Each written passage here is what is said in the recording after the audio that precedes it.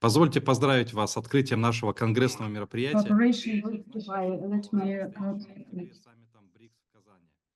Let me congratulate you with this event, but even though Russia and the United Arab Emirates are members of BRICS, are not members of BRICS, both our countries can boast great cooperation in almost all industries, and healthcare is a particularly important one. My name is Vladimir Chernyshov, and I have more than 10 years of experience in international medical tourism and global healthcare. It is my honor to moderate this conference on the Russian side. The conference is organized on the Russian side by the Research Institute for Healthcare Organization and Medical Management of the Moscow Healthcare Department. This conference is held at the educational platform of healthcare within the International Expert Club on the year of the double anniversary of this institute. The Dubai Health Authority and MLC Events LLC are also co-organizers, and the managing partner of MLC Events, Katrina Dorodneva, will moderate the conference on behalf of Dubai. This conference has been supported by the member of Committee on Health Protection of the State Duma, and we will soon hear a welcome speech from the State Duma and from the Moscow Healthcare Department. This conference is broadcast live. It will be available online.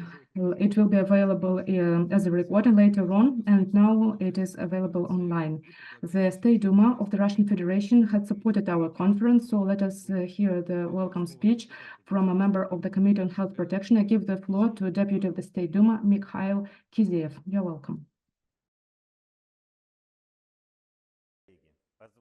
Dear colleagues, let me, on behalf of the Committee on Health Protection of the State Duma, welcome you at the International Conference, Days of International Medical Collaboration with Dubai.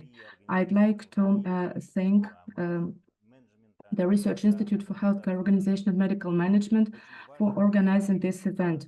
It is very important when colleagues can communicate and share experience and opinions. Nowadays, the export medical tourism is developing in our country, and we can confirm that its turnover has already reached dozens of thousands of dollars. More than 2,000 people get healthcare, get treatment in our country. But even more importantly, we are going to have new international projects that are aimed at active longevity and developing certain technologies and methods of health protection. And of course, longevity and preserving the lives of our babies are particularly important, and we need to discuss it with countries that have already achieved certain positive effect. So I'd like to wish all of you successful and constructive work, friendly and professional contacts, and of course, let each country develop its healthcare and achieve the high performance of preserving the lives of our citizens.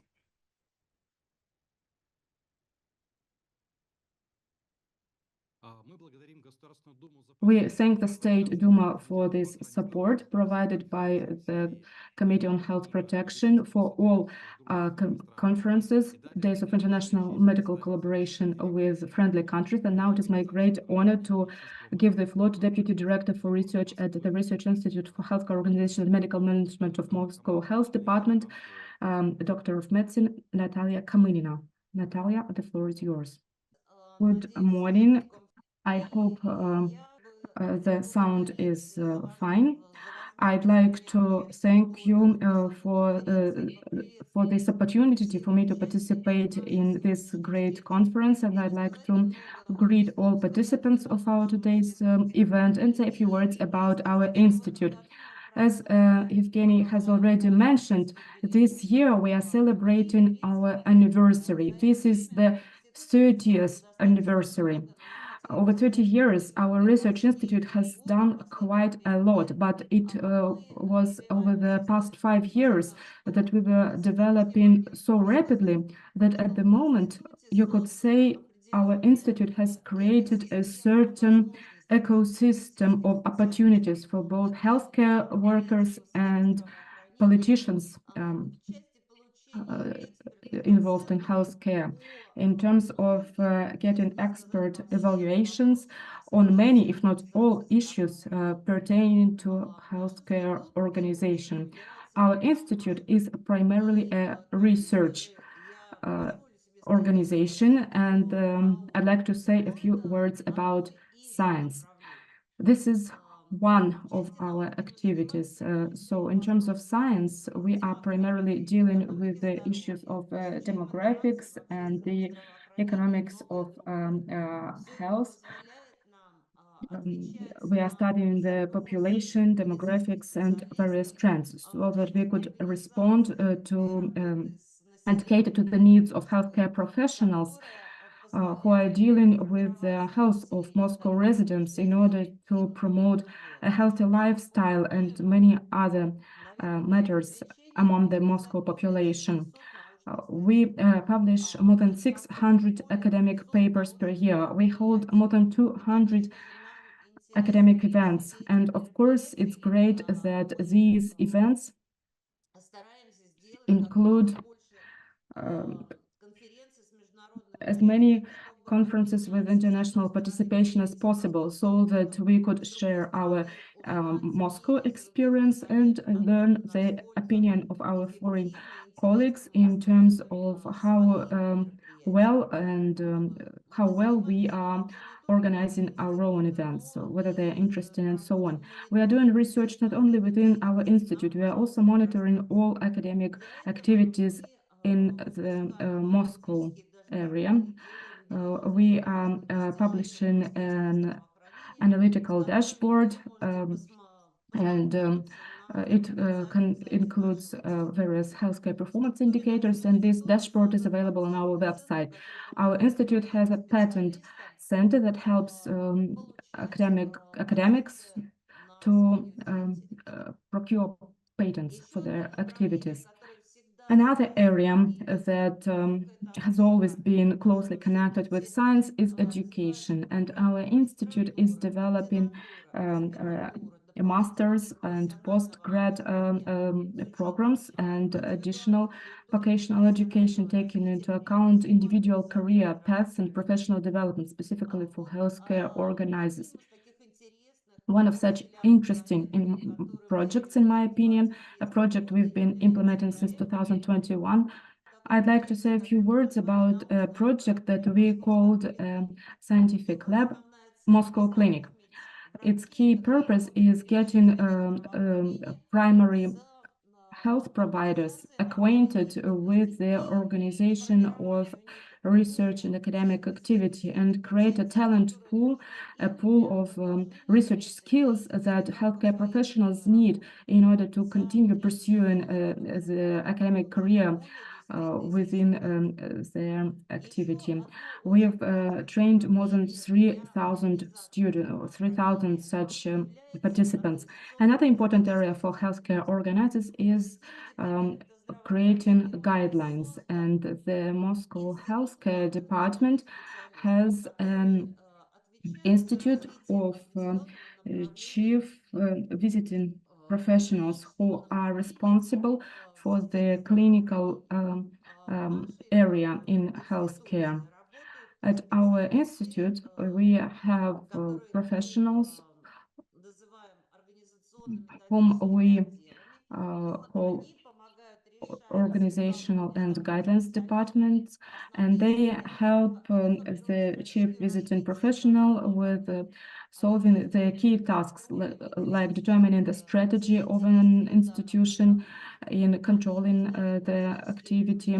They publish guidelines that help professionals in this specialization to organize the activity at a high level. And an output of this activity is our annual forum where we present the achievements of Moscow healthcare providers over the year, and we are making plans for the future. And it is my honor to invite all participants of this meeting to participate in the the forthcoming forum that will take place in December on the online platform that Yevgeny has mentioned. It's called Moscow Healthcare Events. And maybe you will not only listen to our experience, but also share sure that all participants of our forum will be thrilled to learn the Dubai experience. Another very important activity at our institute is the Center of Medical Statistics. All healthcare organizers understand how important it is to receive timely and up-to-date and accurate medical information. Our center processes more than 9,000 of indicators, and it has several statistical forms, plus it is also maintaining a register for the government authorities. And this entire huge area of operations has earned us the gratitude of the Moscow Healthcare Department. It is grateful to us for providing accurate statistical information in due time. Of course, I could keep on talking for a long time, but I'd like to mention the Center of Public Health. It's a very important area for working with the population of Moscow that our institute participates in order to create a positive image of the eyes of our population, which has quite high demands, and in order to promote the importance of a healthy lifestyle, we are organizing various events that are also available to any person who visits our website. This is, for example, a free city marathon called 100 Days of Health.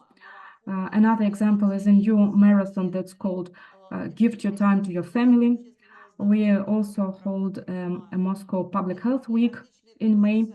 We deliver various training courses for the population and many other things.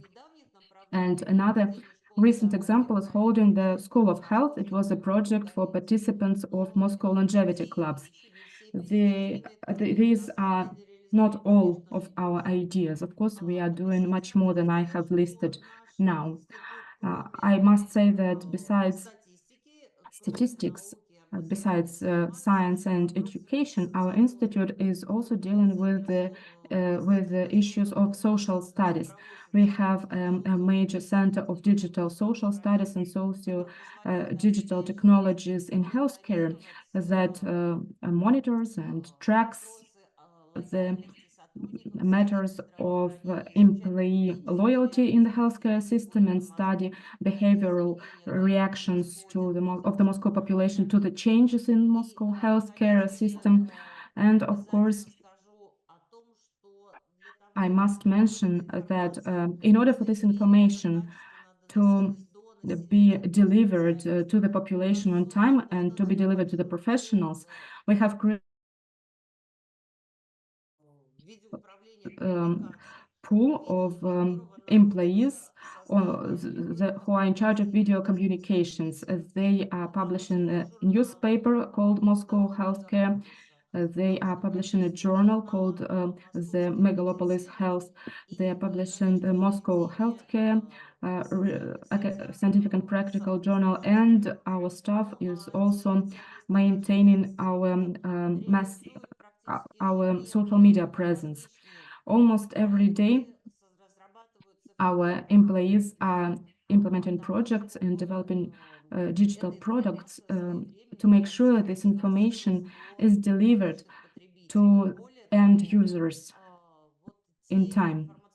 Moreover, the informational products that make it possible for us to communicate and monitor the academic activity, all of that, as well as many other things, have been created by our staff. I am afraid that I could continue for a very long time, and I just hope that my speech has created an impression that our institute is a dynamically developing organization. We are catering to the needs of politicians and healthcare professionals and the population of Moscow. And it is my pleasure to invite all of you to participate in this mutual cooperation across various areas that could be of interest to you. Thank you for your attention. Thank you very much, Natalia Nikolaevna. And on my behalf, I should say that as we are developing international cooperation, the Research Institute for Healthcare Organization and Medical Management is doing a lot in providing information, organizing events, and it also has a powerful informational team. So the first part of welcoming speeches is over, and I now give the floor to Katrina Dorodnova, Managing Partner at MLC Events LLC in Dubai, who has been developing this agenda of medical tourism for many years. Katrina, you are the moderator now. Good morning, colleagues. First of all, I'd like to greet the participants of this conference on the side of Dubai and on the Russian side.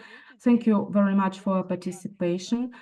And I believe that this is a signature event that will drive the cooperation of healthcare professionals on both sides. On behalf of Dubai, this event is supported by the Dubai Health Authority, and our Dubai colleagues will be given the floor now.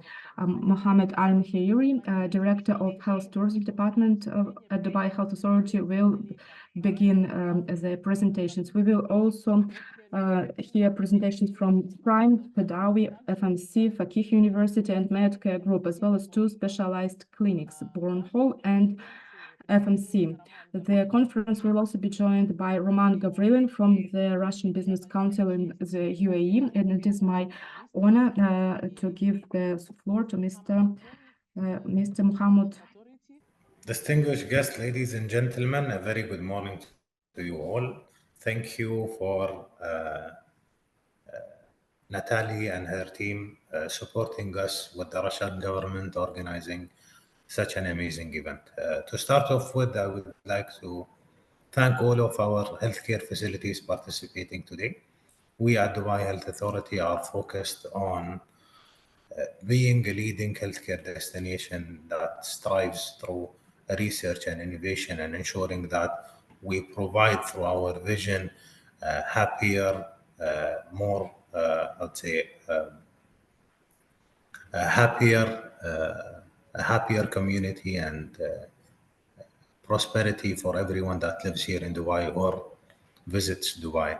So coming back to mainly our vision and mission, in which Dubai is focused on pioneering being a healthy and happiness and prosper destination for everyone that lives in Dubai. And our vision is to transfer Dubai into a leading healthcare destination, advancing public health and prevention, ensuring universal access to high-value healthcare and fostering innovation and research.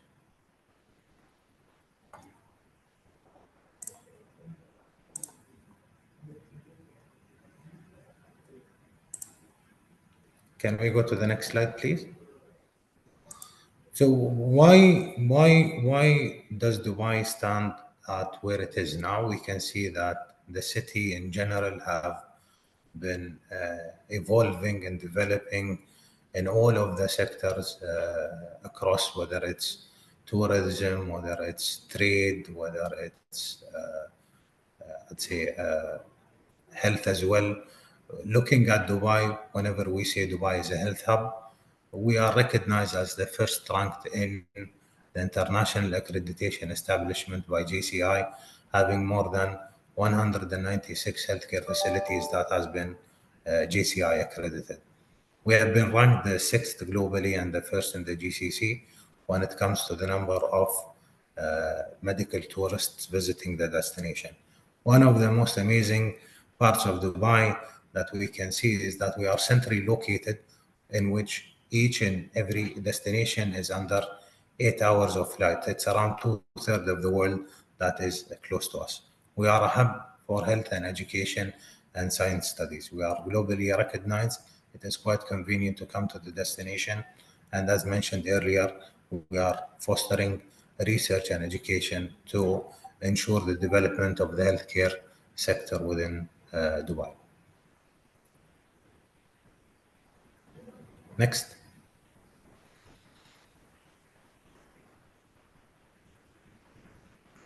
Следующий слайд, пожалуйста.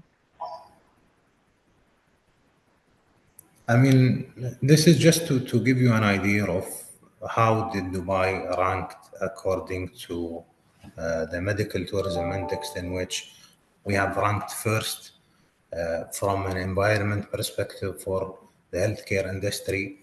When it comes to the technology industry, we have been ranked third, and we have been ranked first in terms of quality of the facilities and the services that we provide. If we can go to the next slide, please.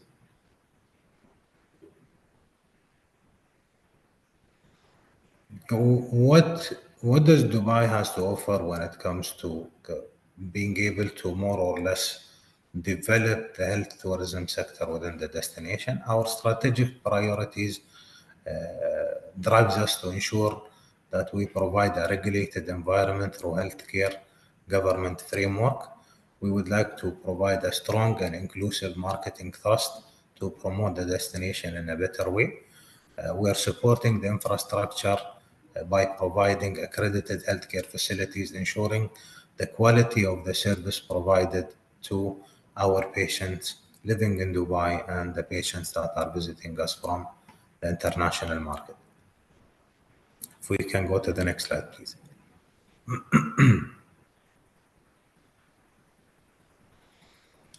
One of the main, I'd say, important parts of being able to cater to patients is being to be transparent and patient-centric when it comes to providing a service. We are offering a centric strategy for health tourism in Dubai, where patients' interests are at our hearts. Dubai continues to support your interest in the treatments that we provide. Therefore, following a complete plan by providing a charter for patients with rights and responsibilities, and it is quite easy and convenient for everyone to know what to be done if any of those rights are violated.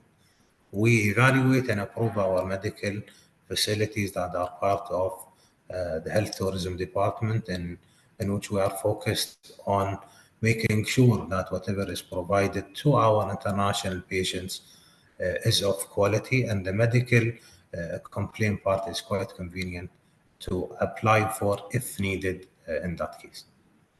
If we can go to the next slide, please. So how do we enable health tourism within Dubai as a destination? In the healthcare sector, we are attracting talent, enabling healthcare regulation. We are quite an attractive market. We have advanced technology and treatments, health tourism services guidelines, quality assurance and governance, accredited and resource training. Whenever we look at the travel and tourism, we have travel promotions, airport convenience, overseas travel sector engagement, activation of hospitality sector. In the past, Dubai has been known for its tourism, and throughout the past decade, I would say the span of the length of stay of the tourist in Dubai kept on increasing to what it is today, easing medical visa processes and destination promotions for health and wellness.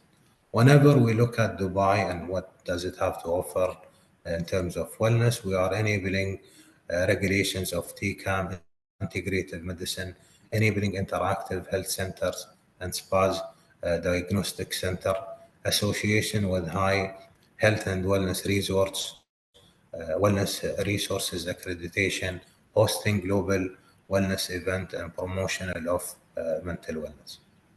We can go to the next slide, please.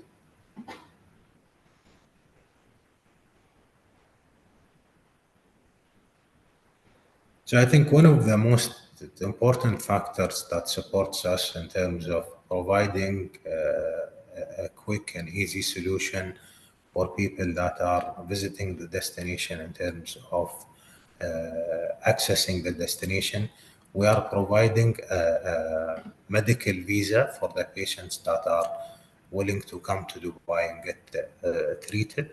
It is valid up to 90 days. To 180 days, which can be extended depending on the patient's case, I'd say. In addition to that, we are supporting that by giving the option to the patient that is coming to bring alongside with him his family relatives that could escort him to the destination. And to put it in a very public manner, where we see Dubai and the UAE allows most of the nationalities to come in, but in certain cases, you will come on a visit visa, for example, that could be extended, and the healthcare facility that is supporting you would be able to provide you that. Next slide, please. I mean, those are the figures that we performed in 2023. We had more than 691,000 health tourists. We have generated 1 billion in terms of revenue, 1 billion UAE dirhams. The demographics of the international health tourists that we had is 58 females and 42 males. Whenever we look at the source markets, we can see that the Asian countries tops off by 33%, followed by the GCC and Arab countries, and followed by the CIS countries. Whenever we look at the top specialties, we can see that dental and dermatology and gynecology are the top 3 specialties that has been sought for in terms of services in Dubai. Next slide, please.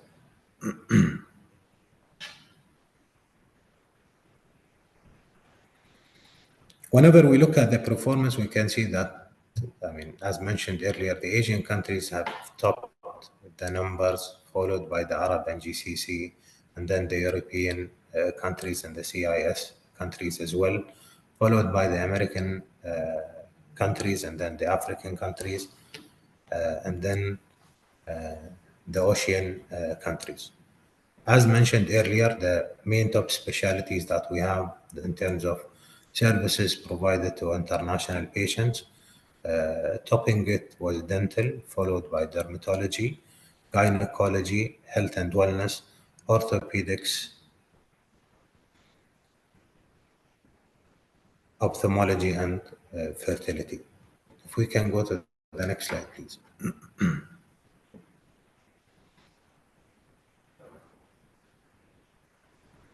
And this is just to give you an overall view of the volume of international health patients that we had in Dubai. As you can see, it has been growing gradually in an organic way. And I would like to add a point. As mentioned earlier, Dubai is evolving in all of the fields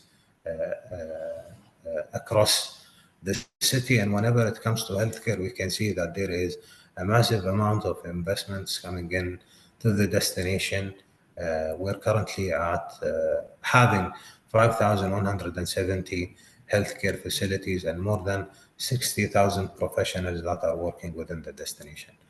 And the difference in terms of numbers, every year we can see 200 to 300 healthcare facilities opening up in Dubai. And whenever we look at the revenue that has been generated across the 3 past years, we can see that there is a gradual increase to what we reached in 2023, crossing the billion margin. If we can go to the next slide, please.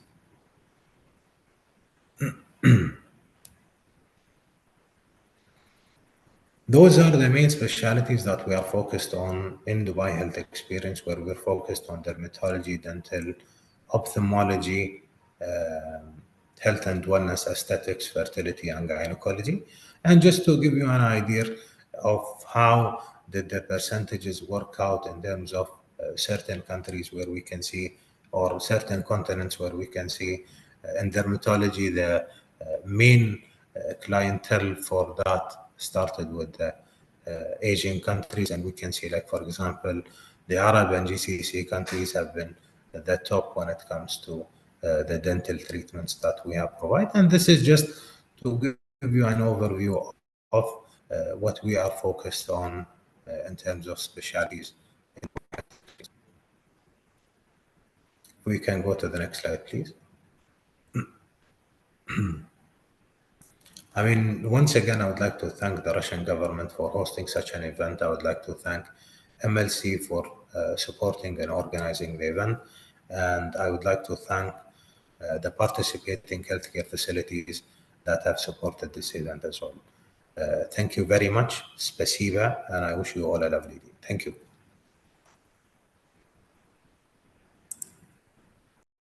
Thank you so much, Mr. Mohammed, for your great presentation and the overview of Dubai healthcare.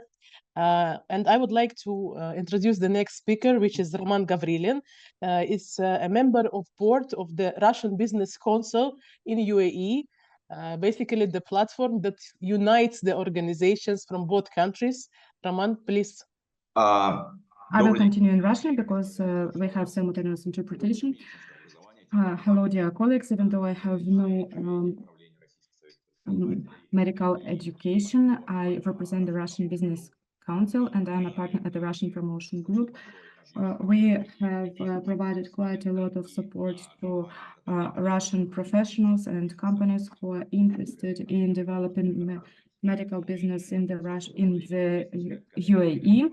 So I may probably call your colleagues. We've been helping the Russian businesses in developing in the UAE for over 15 years. And we can now say that medical tourism, health tourism is one of the important elements of development. And for over 10 years, Dubai has been an important hub, tourist hub, and it's been actively developing health tourism. And we can already say that a lot of new hospitals and clinics have been built. Of course, there is the Dubai Health City, and this is a very convenient infrastructure for attracting guests. And the presentation by Mr. Mohammed Al-Hairi evidences that. I'd like to say a few words about some other things. Lately, there has been a lot of interest and a high demand for Russian professionals at healthcare institutions. In the past, it was quite difficult to convert a Russian university diploma into a diploma that would be recognized in the UAE, but now this problem has been solved, and there is quite a high demand for Russian professionals. As you have seen from the previous presentation, the demand from people from CIS countries is quite high, but there is also a high demand from the local population, a demand for Russian professionals, because Russian professionals are very highly skilled, and you can see more and more professionals from Russia at medical conferences and so on. Another thing is more and more Russian medical products, medical devices have been emerging in the local market, in the Emirati market, and the Emirati regulation in terms of certification and procuring the necessary documents for medical equipment is probably one of the most favorable for Russian producers compared to other countries. So if certain manufacturers are considering export, Dubai and the UAE in general can be considered one of the most convenient areas where you can enter as the regional market.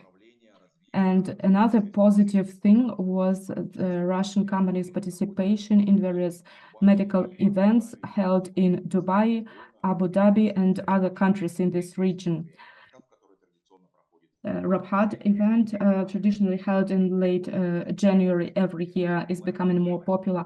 Arab Web is another popular event, and there are other highly specialized events held throughout the year, held during the year, and we can see more and more Russian participants at such events. So for us as an organization that's trying to make the greatest possible contribution in developing the business between Russia and the UAE, this is certainly a very gratifying. And the entire infrastructure for developing mutual trade, business, and exchange of professionals already exists. And the number of tourists from the UAE to Russia is also growing, where people are also using medical services. So mutual trust is growing, and our cultures and businesses learn more and more about each other. As Russian Business Council, we are mostly focusing on developing trade relations. So I will be focusing on that in my presentation. And I would like to thank Katrina and MLC Events for organizing this event, because all these events create additional incentives for the business and for professionals who want to expand their businesses, who want to explore their export opportunities and attract customers from abroad. We are very much involved in this process, so I'd like to thank all participants and esteemed guests of this event for organizing this meeting. And we are looking forward to seeing you here. Thank you. Thank you very much, Roman. It was a pleasure listening to you. And now we have the next speaker. This is me. So I'll just say a few words about who we are. My name is Katrina Dorodnova, and I'm managing partner at the Medicine Leaders Club, MLC Events. We are based in Dubai, and I'm a business consultant and organizer of medical events. I've been living in the UAE for more than 15 years. This is my second home, and I really love this country. A few words about MLC Events LLC. This is the Medical Leaders Club, a Dubai company that brings together leaders and vendors of medical services all around the world, specifically in the Near East, in the Middle East. We are continually connecting medicine leaders and the medical institutions. We are organizing business tours for executives and doctors from the CIS to Middle East countries. So we are always holding various events to support the interaction between Dubai and Russia. Over the past 1.5 years, we've organized 10 delegations from Russia and CIS to Dubai. These delegations included healthcare professionals and executives. We cooperate with local clinics and hospitals, and of course the Dubai Health Authority and Dubai Health Experience. And we are really thankful to the Dubai Health Authority for this support. We have already visited more than 40 Dubai clinics and hospitals, and each trip, usually we take a small group of about 15 people, medical leaders, people who are developing, and we are not just looking at clinics and hospitals. We are also holding roundtables with executives and doctors at clinics. We share experience, we share ideas. We are looking for collaborations, not only business collaborations, but also educational cooperation opportunities. And of course, this always means great networking, meeting new people, new ideas, new initiatives. We always visit the Dubai Health Authority that always welcomes us, and they tell us about the Dubai healthcare in general. and how to run a medical business in this country. Plus, we invite various experts on various subjects. So, for example, we are going to have another trip soon where we are going to visit two large hospitals and two specialized clinics. So we also have professionals on medical blogging and networking, because it's also very important. We need to share the information about our clinics with our patients, because we do so much, we work so hard, and we want to develop in all areas of the business. So today we will present to you the best healthcare institutions that we have seen with our own eyes, and we can safely recommend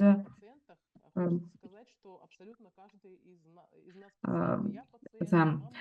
I must say that we are all patients. I am a patient, my mother is a patient, your children are patients. So I'd like to view our mission in a more global manner, improving the healthcare all over the world. We want the global healthcare to continuously improve. So management of healthcare organizations, which we are dealing with, like international educational projects and so on, all this improves the quality of healthcare services, and both on behalf of the host and on the side of the visitors.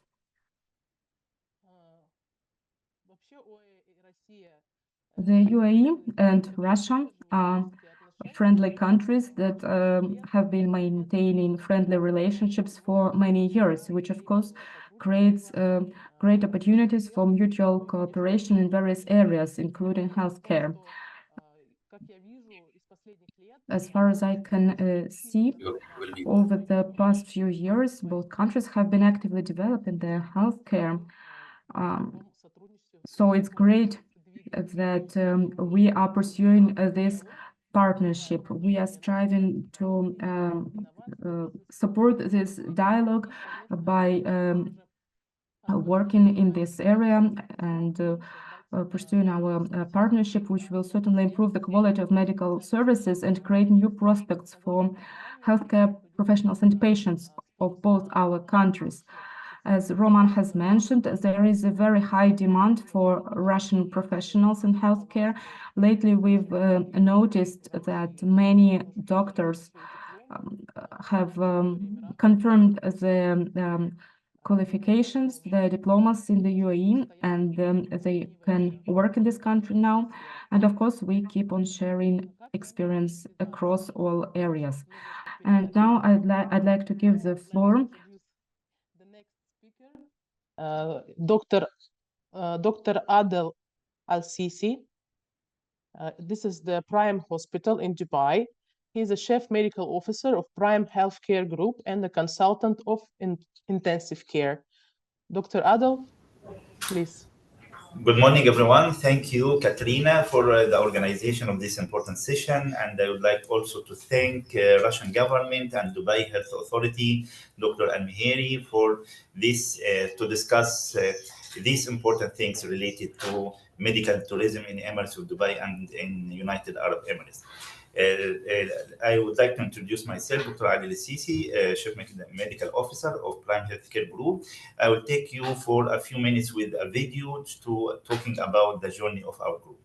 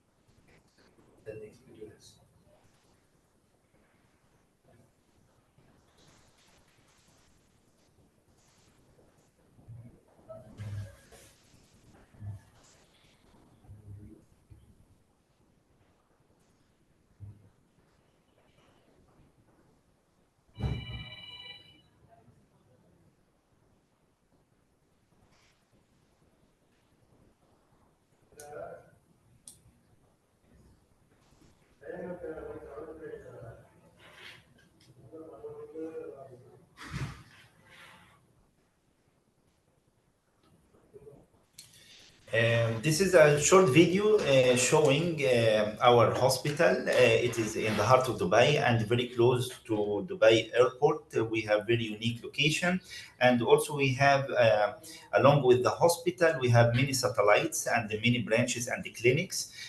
We have also some of the branches located inside the Dubai airport, Terminal 1 and Terminal 3. Our group started since 1999 by our managing director, the owner of the group, Dr. Jamil Ahmed. His background, he's a physician and he's orthopedic doctor. And he started one branch until we reached till today. We have 16 branches along with one hospital, with a plan for a new hospital next year, 2025. Our vision for our group to be the most respected and sustainable healthcare provider in the region, offering the most effective treatment outcomes through the best-in-class professional. Our mission is to earn for our customers, staffs, investors, business partners, and our suppliers and governments and communities respect by delivering what we promise, and also to treat all with fairness and dignity, and also to be transparent and accountable for all, and also to not violating any law and generating goodwill. For our core values, from the name Prime itself, we have 5 letters. We have P, passion, stands for passion. We love what we do. And R for respect. We show respect through service and collaboration. Innovation, we are constantly innovating. Mastery, we excel at what we do. And empathy, we treat others as we would like to be treated from others. We have, for our verticals, we have our hospital, Prime Hospital, located beside Dubai Airport and also in heart of Dubai. And we have medical centers distributed this satellite across the Emirates of Dubai as well. And we have Prime Corporate Medical Center, those corporate medical centers located inside the government corporates, like what we call RTA, Road and Transportation Authority, and we have like DIWA for electricity and water in Dubai, and we have all this Dubai Police also clinic we have. So it's distributed inside that to provide the services as a primary health care for those areas, for their employee and their people there. Even we are going to labor camps also to help the people there for any medical checkup or for as GP clinic visit. Also, we have our pharmacies. We have many Prime pharmacies distributed. Each branch or each clinic we have our own pharmacy. And inside each branch also we have the scan room and the radiology room. We have Premier Diagnostic Center. This is the main one for the whole group. It's very big, and now we open a new one. We'll show you in the later slides. It's artificial intelligence based lab from A to Z, all automatically and artificial intelligence. And also we have Prime Home Care. This Prime Home Care services we are taking of our patients regarding the vaccination, home visit by doctor or nursing, taking care of elderly patient, bedridden or chronic diseases, and we offering blood sampling, and also all these things we can give it to our patient at home. Again, our hospital beside Dubai Airport, it's a 100-bedded hospital taking care of all patients coming to us regarding acute adult or pediatric or neonatology, with dedicated mother and child floor. This hospital designed as per American Institute of Architects guidelines. We have our equipment state-of-the-art and sourced from some of the best suppliers in the industry. A medical team of the best consultant specialists combine years of proven experience and trained to handle both medical and surgical emergencies for round the clock. We'll go for another video.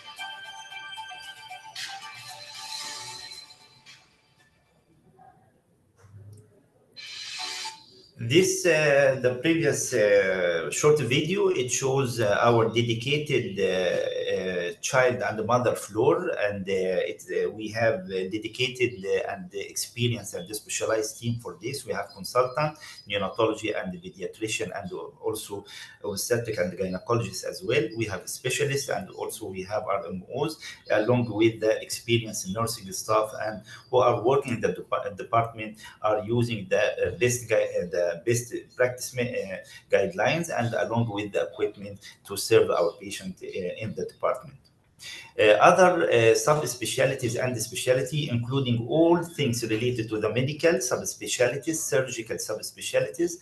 We have, as you've seen here, in all these things to save time. This is all our services we are providing to our patient, and also including the psychiatry. We have also physiotherapy. We have clinic also for chronic pain management as well. We have our histopathology and pathology. We have rheumatology, and we have for spine, and we have vascular and also wound care, along with all other like pediatrics and obstetric and gynecology, and all kind of medical and surgical departments and subspecialties. Prime Hospital, also through her journey over the years, we have for the excellence and also for the quality. We, since it's 2014 when we opened, Prime Hospital start to be internationally accredited by the international body like GCI 2016. 2 years later, we had from Emirates of Dubai the annual health award, and we were awarded in that year. Then after that, 1 year later, 2019, we started to be part and contributing in the National Antibiotic Stewardship Program committee, which is very important to combat against antimicrobial resistance and to combat the overuse, abuse, and misuse of the antibiotic through the practice from the physician and medical team. And it gives very good results because it's considered one of the outcome programs. Also, 2019, we switched from GCI to Australian Council on Healthcare Standard, ACHSI accredited. This one also, it's for 4 years, and after 2 years they come for after 2 years come to reassess us again in order to continue the accreditation, and all time, alhamdulillah, we have a good result. 2019, SHSI started to take, because of the standards and the practice in our hospital regarding KPIs and indicators. They asked us to be part of their, to enroll us in the performance service clinical indicator program, which is very good initiative we from our side and their side. In 2019, also our diagnostic services for the scan and lab also awarded by Dubai Health Authority for the annual health award. 2020, also SHSI selected us to be among one of the 12 international hospitals across the globe to be part of the pilot study for developing the most updated equipped 7 standard for hospital and ambulatory and telehealth services as well. 2021, we are the first hospital in Dubai after getting approval from the government, Dubai Health Authority, to be attaching our services, the online services, and also the application of our patients or application of our doctors to be part with our partner, also the patient, to get their results and their report from the application by using very easy access created by the Dubai government. They call it here UAE Pass. Once you have, everyone has his unique UAE Pass, he can log in very easily by having this to the app directly, and to save time and get all things on time. 2021 also, we were first hospital got approval from Dubai Health Authority because of the corona. Already we have our system was working before the COVID time. We created the telehealth services, and it was the first hospital 2021 on March. We started the telehealth service of all patients because of the isolation and stay at home, and those patients have all things through the telehealth, and we help them regarding the consultation, the diagnosis, and even delivery of the medicine to their homes. 2022 also, Dubai Health Authority was taking care regarding the integration of the clinical data for patient care and safety inside the electronic system, and they created what we call unified platform for all of this, taking all hospital and healthcare facility in one system unified to get access for all patient data from the system itself. And we were, alhamdulillah, started to integrate our system, and all of the medical team and the doctor are using, and we reach, alhamdulillah, to the target 90% or more than 90% of our doctors are using the system, which is a very high target, alhamdulillah, and we reached to it. Also 2022 for the Imran, and it is one of the most advanced healthcare information and management system. We got also achieved award from them. Emirati Genome Program, it is national program here in UAE for local Emirati patient to have their blood sample during the visit to the hospital or the clinics to help them for the prevention, to early detection of any genetic diseases or inherited diseases, and to help them to prevent by counseling and the families and those who they detect any abnormal chromosomal or genetic abnormalities as well. Falak type program, also we won for the digital technology by using it. Falak type, it is a program created by Prime for those patients who have chronic diseases like hypertension, like diabetes, like dyslipidemia. And this patient, all data are, they have a device at home for the blood pressure monitoring. Once it starts to be high, it will be reflected on our system because it's integrated. And once it is getting high, this will give advice from one of the healthcare giver to from the team. They are giving a call and sending to their device, their mobile, and advise you, if, for example, increase your dose of insulin now, your blood sugar is low, please have a meal now. So it's helping, or the blood pressure is high. So Falak type, it's helping those patients also electronically by using these innovative devices to be taking care of their health at home and remotely. And we are planning to open a new hospital. It will be 145 beds with a plan for Center of Excellence for the Heart and Lung and Brain and Oncology or Cancer Center. We have all time our important and priorities to our three board before the tri-board. Now we are talking about tetra board. Patients, we have our people, our staff, and we have our partner as strategic partners. And finally, now we added the planet many years back because of the sustainability, and also as a part of the initiative and directive from Dubai government and UAE as a government to take care of the greenery areas and the sustainability of the using of all the things here in Dubai and UAE. So we have our patients, we are accommodating and receiving more than 190 nationalities, also more than 640 patient visits per day. This is minimum. Sometimes we are crossing 1,000 and 1,200, more than 60 corporates we have. So altogether, our patients from everywhere, different nationalities, and are coming to visit our hospital and our branches as well. Our people, always we are taking care of our people for their health and wellness. We are creating like many prime day for doctors, prime day for nursing, prime day for the front desk, and also we are having some programs inside the clinics and the hospital, like tea with Dr. Tasneem. Also, she's the Deputy Managing Director, appreciating the best employee and talking with them in a very nice show and talk. And also we have Daisy Award for the best nursing staff. As you see here, also for the sport activity, we are having this regularly based yoga session and meditation, and also Zumba session. We are doing this for the training for our people. We have what we call every week, we have Prime Journal Club with the most updated and scientific program we are conducting every week, every Monday. We are doing this. One of the doctor presenting 2 to 3 cases and discussion, and online with the other doctors, and this is part of the training. And we have also accommodated as a part of the academic teaching hospital. We have internship training program in our hospital. We have residency program approved by Dubai Health Authority and also Arab Board and also ACGME internationally. We are considering academic teaching hospital. That's why our consultant and our specialists are board member and faculty member of these programs. Definitely, it's our strategic partners. We have clients, we have suppliers.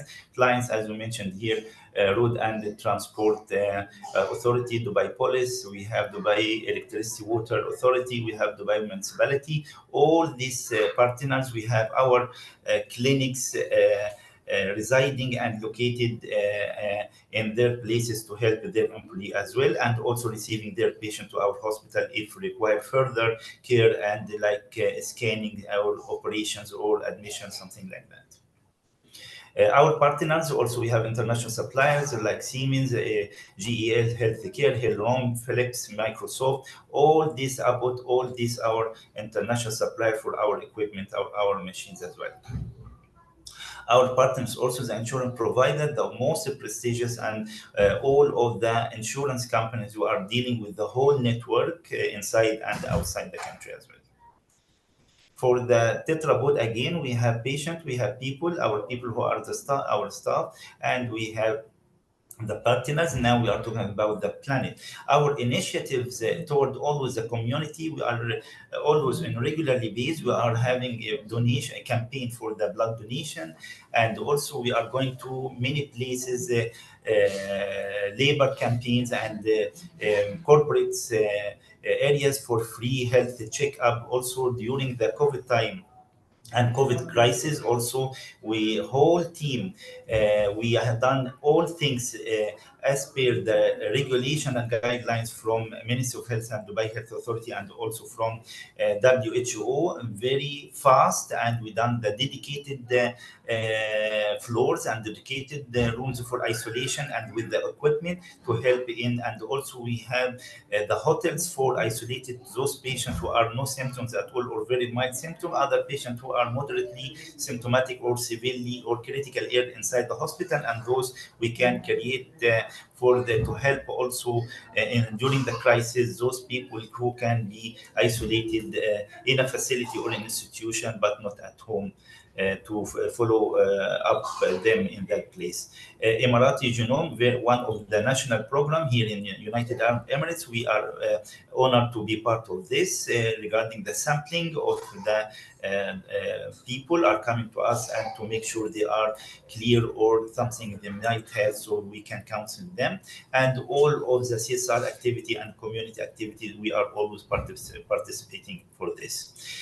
Also for the environment and sustainability, always we are taking care of the safe of electricity in the hospital, also regarding automatic, and after 9 o'clock after the clinic finish, and even after that, once you go to inside, it will switch on automatically, and after you leave, it's a switch off automatically. Safe water also is like a tap water, also it gives you pulses of water when you are using it. Safe paper now, Dubai government consider one of the paperless government, everything online and technology and automatic and electronically. That's why we are saving this paper. Digitalization also very important, everything digitalized now, which helping us to keep the environment clean and sustainable. And also for planting a tree, this year we had been implanted, as shown in the pictures down, more than 600 trees in an area with agreement and collaboration with Dubai Municipality. And we have for more than 600 staff. We have the whole organization 4,000 staff, but those 600 staff who completed 10 years of working with us, we appreciated them by everyone to plant a tree and this tree under his name or her name. For our digital innovative initiatives also, as we said before, we have our Prime application, we have application for the patients, and we have a mobile app for the doctors. Also, the doctor will be able to see all his patients and the reports and the medicines and the scan results. All these things will be on time, and he can share his recommendation and advice to the patient on time. Telehealth consultation also we have since long time, and most updated, very fast service we are providing to our patient. Patient experience also through the websites, and also even the app, they can put their input or any feedback. E-health, our electronic medical system, is very, very advanced for the antibiotic stewardship and for the NABI to be integrated, and all important allergy and medication interaction and the drug interaction, food interaction, all it gives you pop-up with the most advanced to also ensure patient safety all time. Phylactype, as we mentioned before, it is for chronic diseases management like diabetes, like hypertension, like dyslipidemia, or overweight and obesity. AI risk assessment also for those patients to know their IQ or the cognitive function and these things. So they give him like some quizzes and some things from our app. They can give them the score of their mental function, or the some questions or some vitals. Once taken through the machine, they can give an estimate or assessment of their heart condition and status. The same for the diabetes, if they have the blood sugar to be tested over serial measurement, it can give us an idea if the patient not diabetic at all, or pre-diabetic, or liable to be diabetic, or he's already established diabetes he has. Also for the engagement and retention, our system helping the to follow up the patient after leaving us and their journey, how many visits they come to us. If we felt one patient, we can give him a call to ask about him. Automated referral process from the branches to us, or from the hospital to the branches, or from other hospital to us, or to it is automated process. And webinars, and for the scientific program and the awareness campaign for the people also we are always doing. This is our premier diagnostic for laboratory services and radiology, and we have, this is the most updated lab with the AI technology.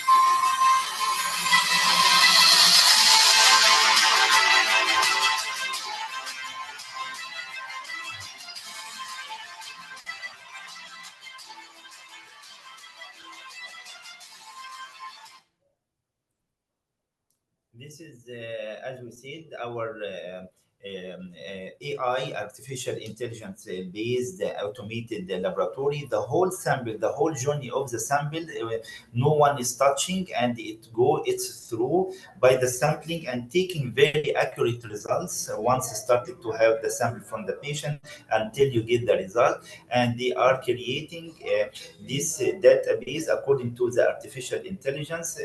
If, for example, the hemoglobin, how much it will be, if the patient has the scan also in the radiology department, the full report, the accurate report will come, all based on the technology and the advanced equipment as well, based on the artificial intelligence. As His Highness Sheikh Mohammed bin Rashid, ruler of Dubai, is always saying, me and my people accept nothing but first place. Thank you so much for your time. Thank you so much, Dr. Adel, for the nice and very informative presentation. And I would like to introduce our next speaker, which is Ihsan Ahmed Al Hussein from Tadawi Hospital. She is Assistant Manager Business Development and International Patients. Ihsan, please go ahead. Hi, good morning, everyone. This is Ihsan with you from Al Tadawi Specialty Hospital. I'm the Assistant Business Development Manager. And hopefully, as Katrina said, next year I'll be the CEO or the CMO. So today we're going to be running quickly through a short presentation about Al Tadawi Specialty Hospital, focused on medical tourism. So I'll just go ahead and share my screen with you. So Al Tadawi Specialty Hospital. Tadawi Specialty Hospital is a leading provider of medical tourism services, offering a wide range of high-quality medical treatments and procedures in a state-of-art facility. So a quick history about Al Tadawi. Al Tadawi started in 2011. We first had a clinic inside Dubai Police. From there, we opened another polyclinic in Deira. And in 2022, we opened our specialty hospital. So all through Dubai, we have a total of 13 clinics, which are mainly situated in government entities. So our hospital is having all the specialties except for oncology. Currently, we don't offer any oncology services. And part of our projects for growing, we will be having a polyclinic branch opened in Al Barsha, which would be in the south part of Dubai. Our hospital is currently located in the heart of Dubai. So opening another specialized clinic in Al Barsha will help us to cater to all the people who are staying within Dubai. And we will also be having a clinic within Global Village. This is one of the main tourist attraction points for most of the people coming internationally for the season. So we will be situated right inside the Global Village, so we can also cater to any patient need during that time. So in our Tadawi, we have a mission in our vision. So our main mission and vision in Al Tadawi is delivering highest quality of healthcare. And we do that focusing on a patient-centric approach by the help of advanced medical facilities. So in Al Tadawi, you'll be having a comprehensive care service, starting from diagnostics to treatment to rehabilitation. So this makes it easy for the patient to have all their treatment in one facility or in one stop. So our hospital is also attracting top medical professionals from around the world. We have a visiting doctors program on a monthly basis, on a quarterly basis, where international doctors are coming to our hospital and providing their expertise and providing their knowledge and providing their services to our patient. So this also helps the patients to have access to the latest medical advancement and best medical practices. So in Al Tadawi, we have our specialties. So a quick run through the specialties we're offering in Al Tadawi. We have anesthesia and pain management. We have breast care, cardiology, chiropractors, critical care and intensive care units. We have dentistry, dermatology, diet and nutrition. We also have a 24/7 operational emergency department. We have endocrinology, ENT, family medicine, gastro department, general practitioners, general surgery, and we also have hand surgeons who are specialized in hand medicine, internal medicine, and we have our own in-house laboratory where we run most of our lab investigations for the patients. We also have a neonatology and pediatrics, nephrology, neurology, neurosurgery, obstetrics and gynecology, ophthalmology. We also have orthopedics department, urology and andrology. We have the physiotherapy and rehabilitation. We have a psychiatrist, pulmonology. We have rheumatologists as well. And we also have our division for plastic, cosmetics, and reconstructive surgeries.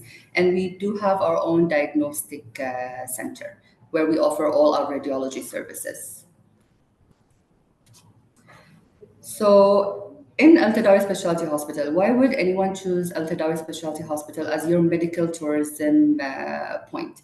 So in Al Tadawi, we offer a wide range of medical services, and we are always making sure that we have cutting edge facilities, making sure that all of our equipments are the latest technology, and we are also staffed with highly trained healthcare professionals. So this will make sure that the quality of standard we are providing is always at the top best. We have specialized treatments also for international patients. So a variety of treatments from cosmetics to advanced medical therapies. And we always ensure that we offer them personalized care as per the need of the patients. So within Al-Tadawi, we have a comprehensive rehabilitation service. If any patient will perform a surgery with us, then we make sure that we are also providing the rehabilitation program, which offers a holistic approach to a full recovery journey with our patients. So in Tadawi, we are committed to providing exceptional medical services and personalized care for the international patients, making it a primary destination for medical tourism. So Al Tadawi Specialty Hospital and all our branches are accredited by the Australian Council, ACHSI, and currently also we are in the process of renewing our accreditation with ACHSI, and even our lab is now going through accreditation from CAP, which is the College of American Pathologies. So this gives the comfort and the certainty to the patients that their blood results, their blood tests are going to be to the best standards and as accurate as possible. Because as you know, any diagnostics plays a big role in the treatment and in the diagnosis of the patients. Our radiology department is also accredited and certified by Federal Authority for Nuclear Regulation. And as you also know, most of the doctor's approach really depends on the radiology images of the patients. So our radiology department is attested and accredited by the authorized parties. Our chairman and managing director is Mr. Marwan Ibrahim Haji Nasser, and he was actually awarded the best CEO in healthcare for the year 2023. So our chairman is always ensuring that our hospital is providing the best quality care for our patients, and he's always leading the team to ensure that we provide the best service we can to the patients. As you know, destination Dubai, and as mentioned by Mr. Mohammed Al Muhairi, Dubai is now ranked the first internationally and the sixth within the global and GCC countries for providing healthcare. That's why I feel for most international patients, they prefer to choose Dubai as their destination for medical tourism because of ease of access to medical care, and even international doctors who are now targeting and coming to Dubai, making it easier for international patients to meet their doctors from another country. Another added point we have in Al Tadawi Specialty Hospital is that we have a sister company of our own travel agency. So APAR is a travel agency that offers a wide range of services, including flight, visa, and accommodation bookings.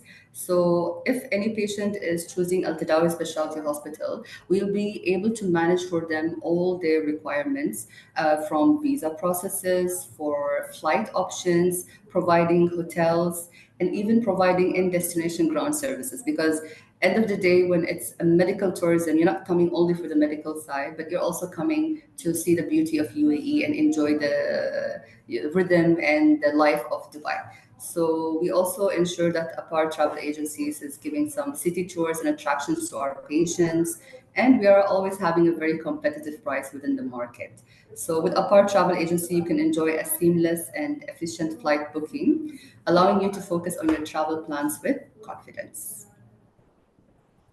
So a quick through in our medical team. Of course, our Chief Medical Officer is Dr. Ahmed Al-Masri. Dr. Ahmed Al-Masri comes with over 25 years of experience in the healthcare industry. He was the Chief Radiologist in Rashid Hospital, which is a government entity. And he was also the previous head of the Medical Legal Committee. So his joining to our team and his leadership has actually played a big role in ensuring that we have quality standard care provided to our patients. And amongst our team is also our cardiology team, which is Dr. Hussein Heshmet. Dr. Hussein is actually one of the few doctors who has adopted a new technique in opening blocked coronary heart vessels without leaving any permanent metal implant, such as a stent. So our cardiology team in general are a highly specialized team, and they are examining coronary vessel through two different methods, which are intravascular ultrasound method and fractional flow reserve method.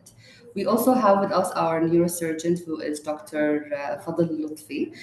Dr. Fadl Lutfallah is actually one of the best surgeons in spine surgeries and also in head traumas.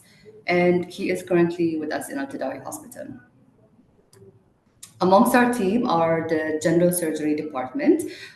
We have Dr. Pab, we have Professor Farouk, Dr. Aus, Dr. Peter, and all of them are highly specialized from bariatric surgeries to hernia surgeries and even pancreas cancer surgeries and liver surgeries and duct surgeries as well. So our general surgeons are highly specialized also in laparoscopic surgeries, which gives them access to the patients with very minimal invasive technique. So a patient can have a surgery with very minimal invasive, and the stay in the hospital will even be shortened through this technique. Next, we have our reconstruction surgery and our neurologist. We have plastic surgeons like Professor Robert Hernia. He is specialized not only in plastic reconstructive, but also in hand surgeries. We have Dr. Sharife also, who is a highly specialized breast surgeon. Along with her is Dr. Stefano, who is more specialized in post-breast surgeries. He comes in to do the reconstructive surgeries. We have also Dr. Amin, who is a very highly specialized neurologist.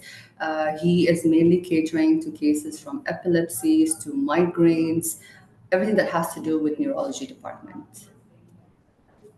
Our team of orthopedic surgeons are also highly specialized doctors, and each one of them has a subspecialty. Like Dr. Bassem Hatem is more known for hip and knee surgeries. He's even doing revision for any failed hip or knee surgeries. We have also Dr. Mohammed Qandir, who is more specialized in shoulder surgeries. We have Dr. Mohammed, who's more specialized in foot and ankle. And we have also Dr. Kurab and Dr. Mohammed, who are specialized in all of orthopedic aspects. Our team of gastro department also, we have Dr. Wajdi, Dr. Mustafa, and Dr. Abdurrahman. The whole team is highly specialized and among the top experts in UAE for advanced therapeutic endoscopies. Amongst our team is also the gynecology department. The gynecology department is mainly catering to all maternity services, from normal delivery to cesarean deliveries. And our experts are also specialized in laparoscopic surgeries. So we have amongst our team Dr. Abdul Wakil, who is well known for doing laparoscopic surgeries for treatment of cases such as removal of the uterus, removal of ovaries, removal of fibroids, and all cases of endometriosis. So again, having the laparoscopic approach makes the stay of the patient shorter in the hospital. So those who are coming from another country, they can have the full treatment plan within a span of 1 week or 2 weeks and then head back to their home country. Amongst our team are the international visiting physicians. We currently have visitors coming from different parts of the world. We have Dr. Rahim Saleh Mohammed. He's a visiting doctor who's coming to us from US.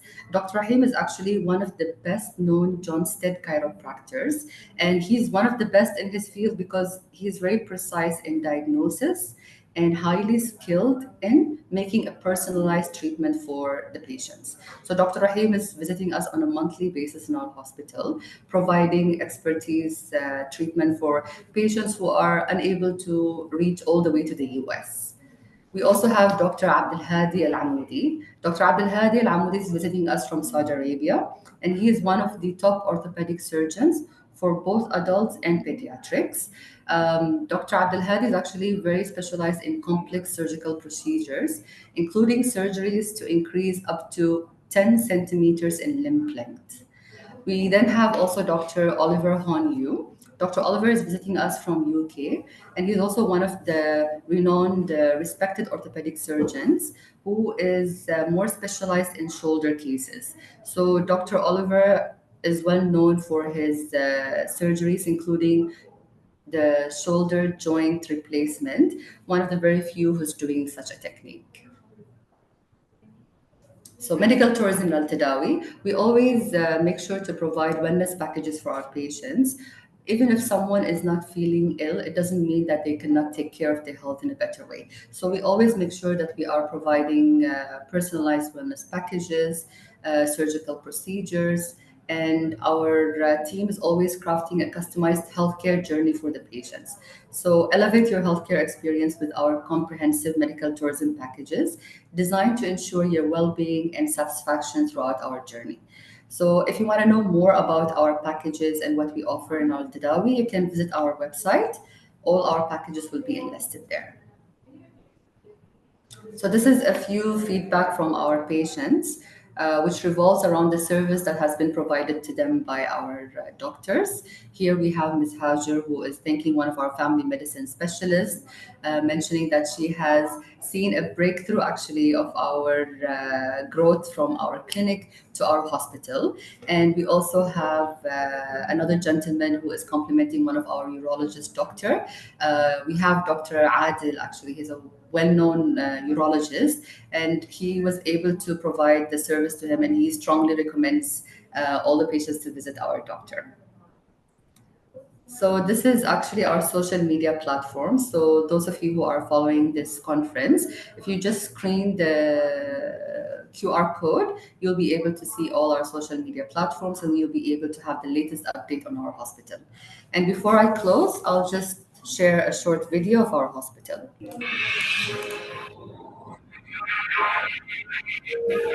Better?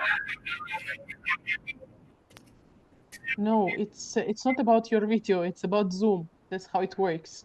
Ah, It does okay. not play video sound. I'm actually playing the background on my mobile. It's okay.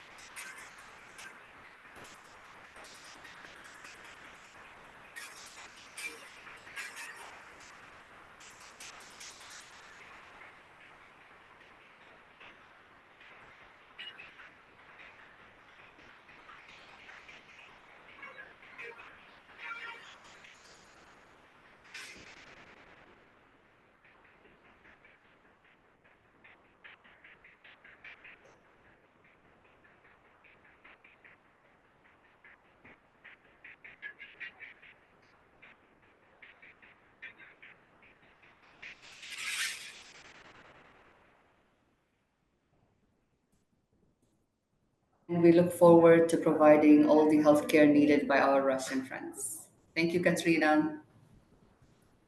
Thank you so much, Ehsan. I should say that I have been to Tadawi Hospital myself several times, and this is a really beautiful and innovative facility. And I would like to introduce the next speaker, which is Dr. Hazal Talal Sayed, the manager of FMC Clinic.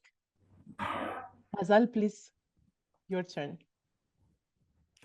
Thank you, Katrina, for the lovely introduction. Good morning, everyone. My name is Ghaza Saeed. I'm one of the doctors and managers here at FMC Medical Center. Today, in my presentation, I will be introducing our center, FMC Medical Center, which ensures top-tier healthcare in Dubai. I just wanted to start my presentation quoting some of the words of our Vice President and the Prime Minister of the UAE and ruler of Dubai, His Highness Sheikh Mohammed bin Rashid Al Maktoum. Quoting, he says, our goal is to create a vibrant global healthcare hub that serves not only the needs of the people of our nation, but also caters to the growing requirements of our vast region. Which basically means that in Dubai, we only ensure to have the best healthcare in the world. So who is FMC Medical Center? FMC Medical Center is where all the best medics, doctors, and physicians converge, ensuring top-tier healthcare for all. We are located in Jumeirah in Dubai, and we have over 10 years of experience and a diverse team of doctors of around 30 plus highly qualified doctors. Now, what is our mission at FMC Medical Center? It is to provide exceptional healthcare services through compassionate care and advanced medical practices. And our mission is also to be a #1 hub for medical tourism in Dubai. Our vision is to be the leading healthcare provider in Dubai, known for our commitment to quality and patient satisfaction. What do we offer in FMC Medical Center? We provide a comprehensive range of services, which include plastic surgery, cosmetic dermatology, dentistry, pediatrics, obstetrics and gynecology, family medicine, slimming services, laser treatments, physiotherapy, and finally, skincare services. I'm sure you would be wondering why you should choose FMC Medical Center. I will give you 4 convincing reasons why. First one is FMC Medical Center has a highly qualified team. We have over 30 specialized doctors. The second reason is because of state-of-the-art facility. We are equipped with the latest medical technology in the field. The third is because of our patient-centered care. We focus on personalized treatment plans for each of our patients, and these plans are customized to each of these people. The fourth reason is because of its convenient location. We are located in Jumeirah in Dubai, opposite to Burj Al Arab.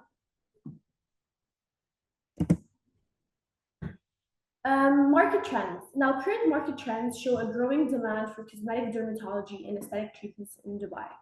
Dubai's tourism sector hits new records in 2024, influencing demand for aesthetic treatments especially. Increased global recognition of Dubai as a #1 medical tourism hub in the Middle East. I just wanted to include a slide of our patient testimonials, or basically some reviews of our patients that are regular or first-time visitors that enjoyed our services in Dubai. And you can read these in your own time. This is just a brief slide of our expert team. I didn't include all of our physicians and all our teams, all our doctors, but these are just some of the brief regular physicians that our patients love to see. First one is Dr. Matt Stefanelli. He's a double board certified plastic surgeon, French board and European board. Dr. Naveen, implantologist and cosmetic dentist, German board. We have Dr. Riyad Rumi, Dr. Nahal Hilal, Dr. Nicholas, our physiotherapist, Dr. Basil, Dr. Fatima, and so many more physicians.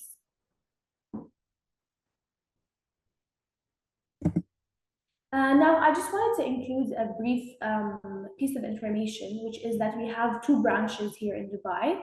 We have FMC Medical Center and its other branch, Healthable Medical Center, which are located next to each other on the same street in Jumeirah Road. But since today is FMC's day, I included information about FMC Medical Center in this presentation only. Now, our commitment to patient care. At FMC Medical Center, patient care is our top priority. We have comprehensive consultations and follow-ups, tailored treatment plans for every single patient, advanced diagnostic and therapeutic techniques, an emphasis on patient education and support throughout the treatment journey we provide them with. Thank you so much, Hazal. There was a very straight to the point, great presentation. Thank you. And I would like to introduce the next speaker, which is Mr. Iftihar Asfi, Faqih University Hospital. He's a Chief Commercial Officer. Iftihar, please go ahead. Good afternoon, everyone. Thank you, Katrina. First of all, I would like to extend our thanks and appreciation for Dubai Health Authority and the partners from Russia Medical Tourism Team, and of course, Katrina, for extending us this opportunity to represent our hospital to this forum, and expecting to be a great relationship between us to expand our medical tourism activities from both sides. So to begin with, what is this?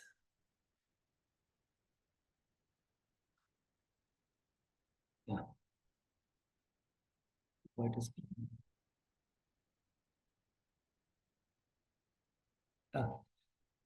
So let's talk about Faqih University Hospital. We are one of the youngest addition to the healthcare fraternity in Dubai, having a vision of transforming lives through clinical excellence, compassionate care, and health education.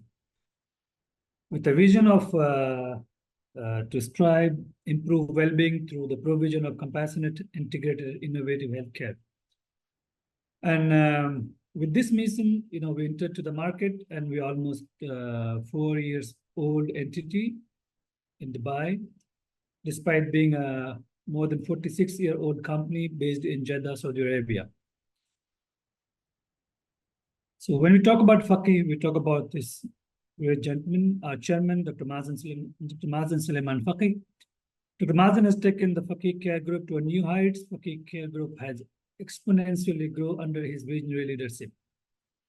And our journey, again, I say we are very much new in Dubai and expanding fast in different peripheries in the country. If you talk about our journey, we started in the year 1978. So almost, as I said, we are completing our 46th year. And if you see how we grew over a period of time, in 1978, we started and we inaugurated our first entity called Dr. Suleiman Faqih Hospital in Jeddah.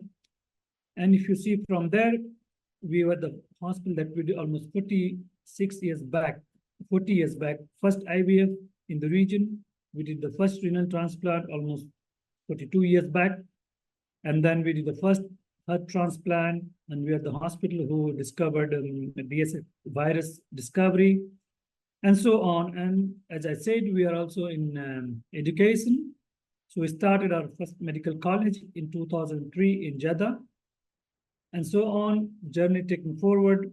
In 2013, we started our Faqih Home Healthcare, and then we started executive clinic, and then again MBBS college 2017, and so on until 2020. We expanded to outside Saudi Arabia. In Dubai, we started in the year 2020 as Faqih University Hospital. If you see the Faqih Care Group network, we are almost, as I said, we are 4 decades of clinical excellence, academic healthcare leader, because we cater both the healthcare need to our patients as well as to the future generation for healthcare education. We are almost, this data is a bit old, so we are almost 2,000 bed capacity group, having almost 1,300 doctors, over 3,000 nurses across our different entities in Saudi Arabia and UAE. We have almost over 2,500 medical students with 14 board certified residency programs. This is at a group level, but if we talk about Dubai, again, as our first step towards academics, we started residency program, observership program, stewardship program. So many such academic programs we have started at our hospital in Dubai branch. If we talk about what we are as a facility in Dubai, we are the largest private provider in Dubai with focus on medical excellence. And our infrastructure include, we are almost 350 inpatient beds, that's with around 150 beds currently active. We've got 13 operating theaters, 15 NICU beds, 10 PICU beds, and then we have got 35 adult ICU, all of them are active, up and running. And we have got 21 emergency beds. The only thing, its expansion is like we are opening our inpatient capacity as when needed. So we are currently with 150 beds, extendable to another 50 beds, just it's ready, just we need to open the doors. And overall, we have got almost 75 OPD clinics. And we have also got a helipad on top of the building in Tower B. And we can accept patients from any trauma and any other kind of like emergency patients through air transfer in a helipad that works 24/7. Other than this, one more thing I want to add here, we are now trauma level 2 hospital. We have been accredited by DHA to accept all polytrauma cases in our emergency and trauma care center. Other specialized department, if you see, as usual, we have got a state-of-art dialysis center with 20 stations. We have got endoscopy suite, hyperbaric chamber, sleep lab services, and all latest equipments and technology to serve to our patients. We have got enhanced capabilities with specialized verticals in surgical and medical areas. That include like we can say we've got full discipline of surgical care team, breast center, we have got women and child health, we have got an aesthetic derma surge, we have been serving long-term patients in home health care. Apart from that, we get a full suite of cardiopulmonary center, including all specialties and subspecialties here. And then we have got also a surgical institute, cover everything. And then of course, for the preventive medicine, we have executive health checkups and preventive medicine dedicated center covering all across the business spectrum, locally and internationally. Going forward, now I'm talking about Faqih University Hospital key milestones. Like as I said, we have started in 2020 December a soft opening. This was during the time of COVID, and during the same period of hardship, we tried to sustain and continue. And we had our first delivery in our hospital in December 2020. And then apart from that, we keep moving, and then we've got many accreditation certifications for our quality and patient care. In 2021, we got LEED certification, and then officially we opened the facility in 2021. It was inaugurated by His Highness Ahmed bin Saeed Al Maktoum. And then our journey moved on, and in 2021, we got American Heart Association, followed by we got CAP accreditation for our CAP, then ISO, and then for employee well-being, we got Great Place to Work. And then in 2021 November, we got Joint Commission, JCI accreditation. And then again in 2021 November, the facility was inaugurated. It was post-COVID by His Highness Hamdan bin Mohammed Al Maktoum. Some of the key milestones again to continue. We've got Plane Tree accreditation, we got HIMSS accreditation, first tumor board we started. And putting all together for our quality benchmark, we are JCI, we're Great Place to Work, we're HIMSS 7. And then Terra Carta, we have got Plane Tree, CAP, ISO, American Heart Association, super brands. All these just to acknowledge what we are and how we define quality, how we deliver quality all across, and become a destination for quality healthcare in Dubai. To move forward, we established our international patient services. We have a dedicated team and dedicated desks for accepting international patients from all across the globe. And these numbers we have been growing. We have been covering across most of the countries in GCC, Africa, CIS, and other neighboring countries. We do provide all type of logistics and support services for our international tourists, international patients who are visiting us for medical needs, including accommodation, including medical visas, and all other support services required by them. We customize our services as per the need, as per the requirement by the patient, and we have a very smooth journey from the time of inquiry till the time the service is delivered to our patients. So with this, this is brief about what we provide. And again, I said we provide everything in healthcare requirement, whether it's surgical, medical, oncology, orthopedics, spine, neurosurgery, what we call them. Except we have a very integrated oncology program, and we are partnering with major providers, what we call sort of. So we try to make a seamless journey for our patients across all spectrum of healthcare needs. I want to take through some of our pictures, what we are, to give a broader visibility for many of our colleagues who have not seen us, who have not visited it physically. So this is our facility. We are almost 2 million square feet of built-up area, spread over across 4 towers. This is how it looks. We are one of the, again, I said in the beginning, we are one of the biggest medical facility, catering 315 actual beds, and with major surgical facilities in the same tower. These are our IP beds. You can look into all our rooms, patient rooms are accessibility to the direct sunlight. These are IP bedrooms. This is what is the main facade of the building. These are our general ward for the patient. This is our pharmacy. We have got fully automated robotic pharmacy system, and we've got robotic lab and medication dispensation to the patient room and to the treatment areas.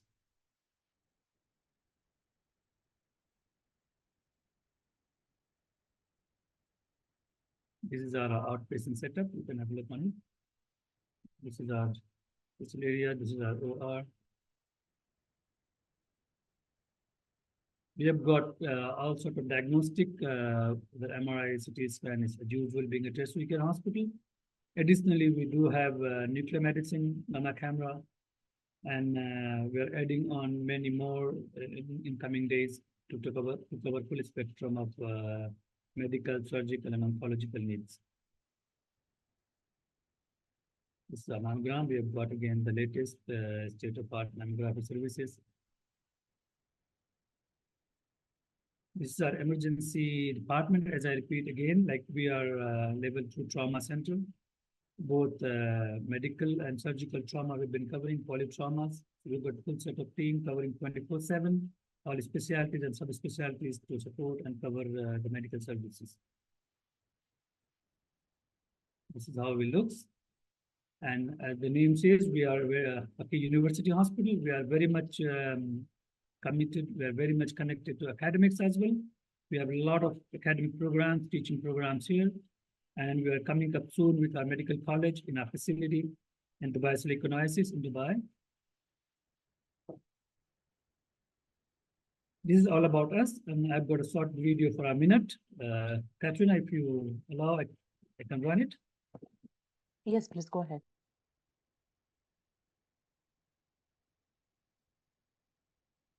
It's like no place on earth. Is it okay? Is it running well?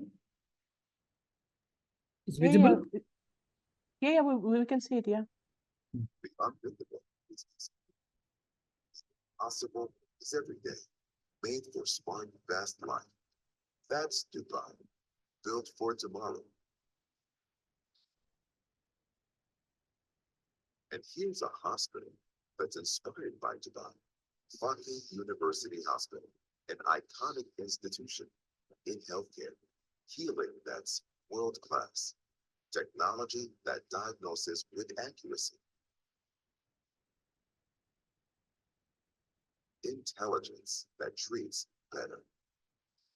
Convenience of international standards. To deliver an unmatched patient experience and happiness throughout.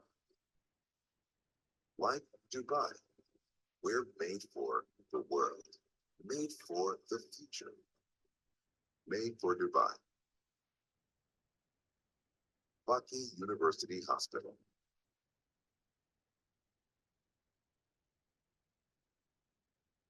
This is all what we have to share here.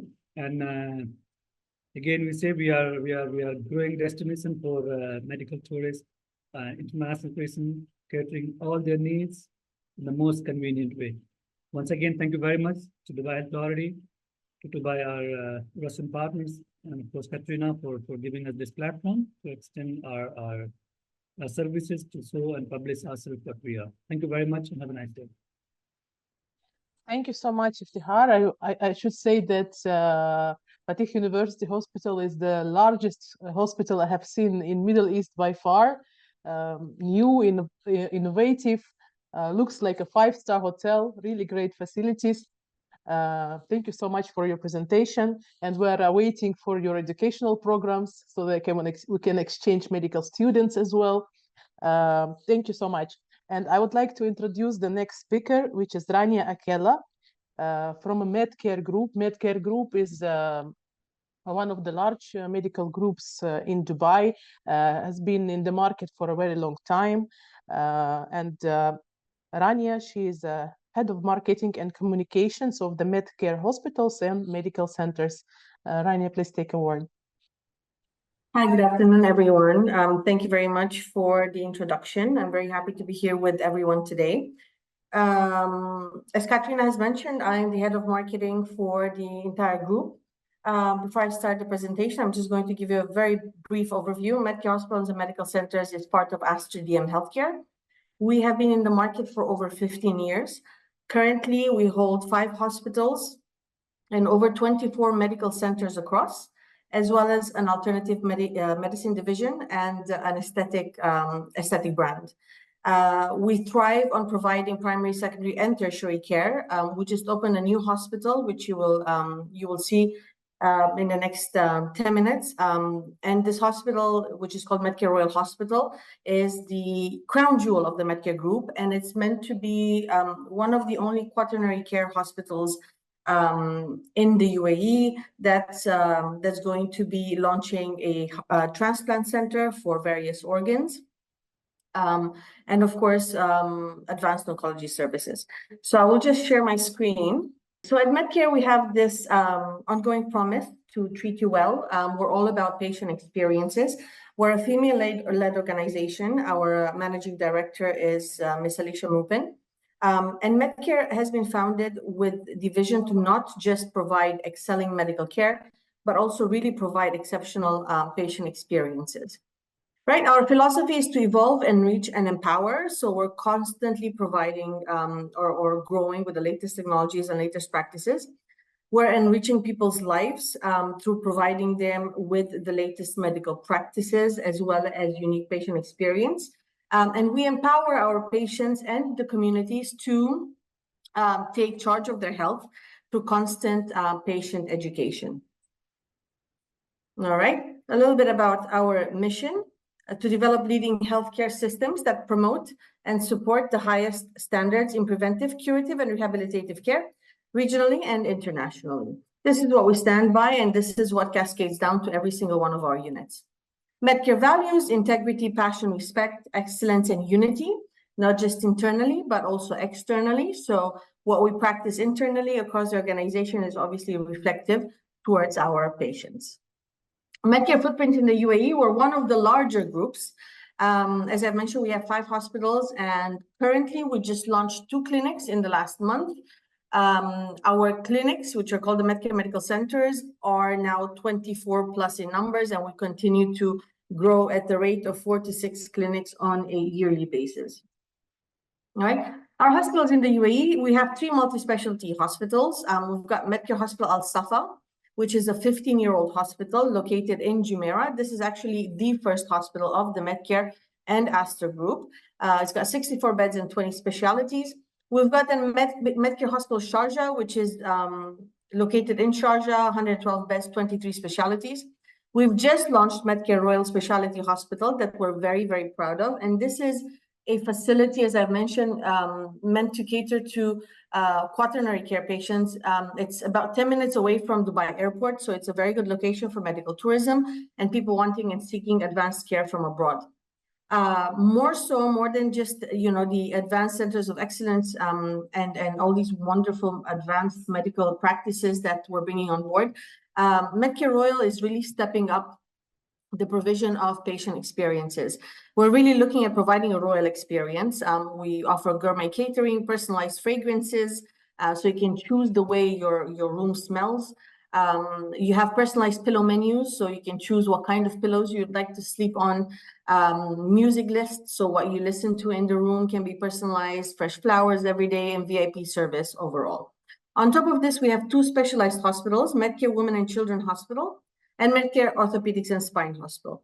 Medcare Women and Children Hospital in 2022 was listed as the best specialized hospitals in the UAE by Newsweek. And in 2023, it was top 100 best, it was listed as top 100 best hospitals worldwide, also by Newsweek. So we're very proud of that. And this particular unit continues to grow year on year and continues to be very, very sought after by you know, people seeking or women seeking maternity, obstetrics, and pediatric care. Medcare Orthopedics and Spine Hospital, this is a hospital that's focused solely on orthopedic and spine care, neurospine care. We have 3 centers of excellence, 2 upcoming ones, and we have a lot of subspecialties. So the 12 specialties that you see are not just kind of orthopedics and spine care. We offer, for example, a unit that specializes in advanced microsurgery, hand microsurgery center. So we have a lot of subspecialized area of orthopedics and spine services. We have 24 medical centers nestled and distributed across different UAE communities. The latest 2 are one in Jumeirah. It's a single building on its own that was launched about a year ago. And we have another one that was launched a year and a half ago in Mirdif City Center. On top of that, we're present in most communities in Dubai. And on top of the community centers, we also have specialized centers like Medcare Pediatric Specialty Center, that's on Sheikh Zayed Road, focuses solely on pediatric care and subspecialties of pediatric care. Medcare Gastro and Obesity Center, this is specializing in bariatric and weight loss services, so surgical and non-surgical weight loss solutions. Medcare Eye Center, also on Sheikh Zayed Road, everything that has to do with eye health, from cataract surgery to LASIK, the latest types of LASIK and SMILE procedures. And then Medcare Physio and Rehab Center, that is all about rehabilitation and physiotherapy services. We actually have another center that will be upcoming very soon in another part of Dubai that will also focus around the same physiotherapy and rehab services. On average, we see approximately 1.2 million patients a year. This number is going to go up quite significantly now that we have a 5th hospital on board. We see patients from all around the world, really, from the GCC and the Emirates, as well as, you know, Westerners. So we see people from Canada and the States. We see people from Europe. We also see quite a lot of people from subcontinent, as well as the African regions. So we have a nice mix of diverse clientele. We have 60 plus medical treatments and surgical procedures. So we don't just offer general surgery or general surgical services. We offer a lot of subspecialized surgical care. in various areas like vascular surgery, everything from proctology to specialized breast surgery to oncology surgery, and a lot more. So we have licensed doctors that subspecialize in these particular areas.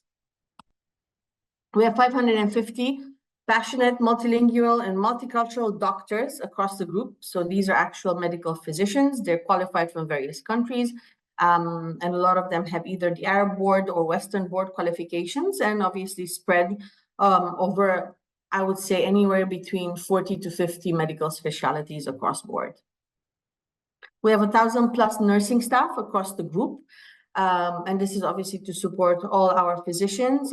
We take our nursing very, very seriously. We again have a little bit of a multicultural mix in the nursing staff, and we are now trying to expand into other regions in terms of recruitment as well.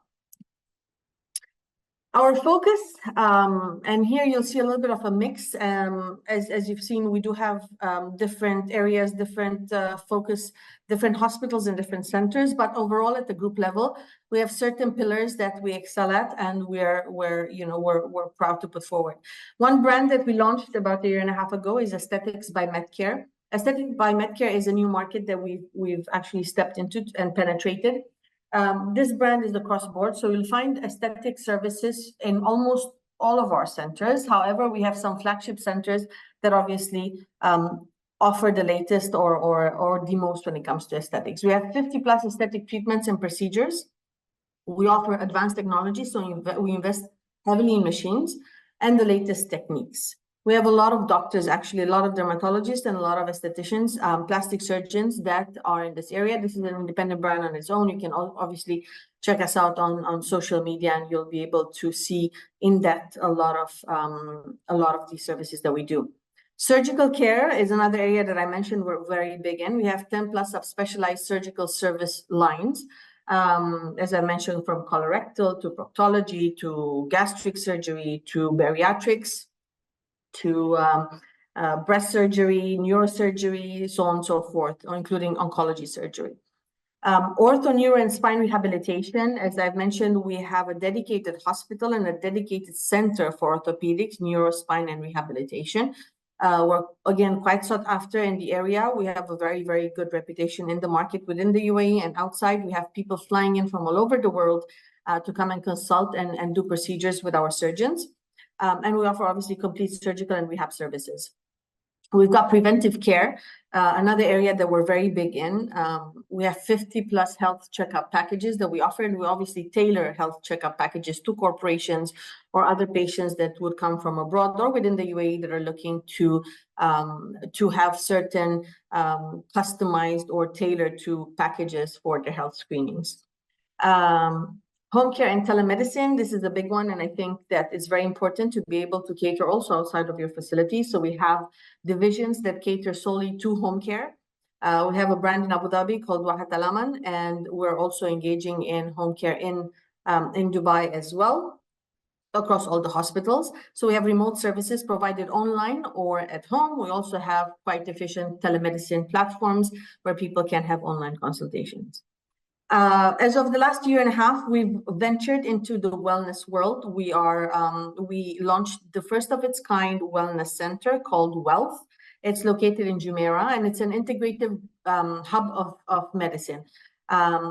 It's alternative medicine. So we provide everything from the likes of homeopathy to Ayurveda to functional medicine, Chinese medicine. So we kind of clubbed everything under one roof to really provide those comprehensive alternative medical treatments to patients who are looking to heal the natural way. Obviously, a lot of the Medcare patients who use Wealth are using it in combination with their existing treatments in order to support their conventional Western medicine. We also have a lot of weight loss programs. We're quite big in bariatric surgeries. We have bariatric surgery in most of our hospitals, as well as I mentioned, we have a dedicated center for weight loss and bariatrics.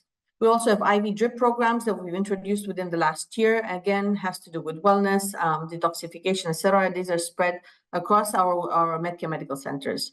Cardiac sciences, we're quite advanced. Most of our hospitals are equipped with cath labs and interventional cardiology.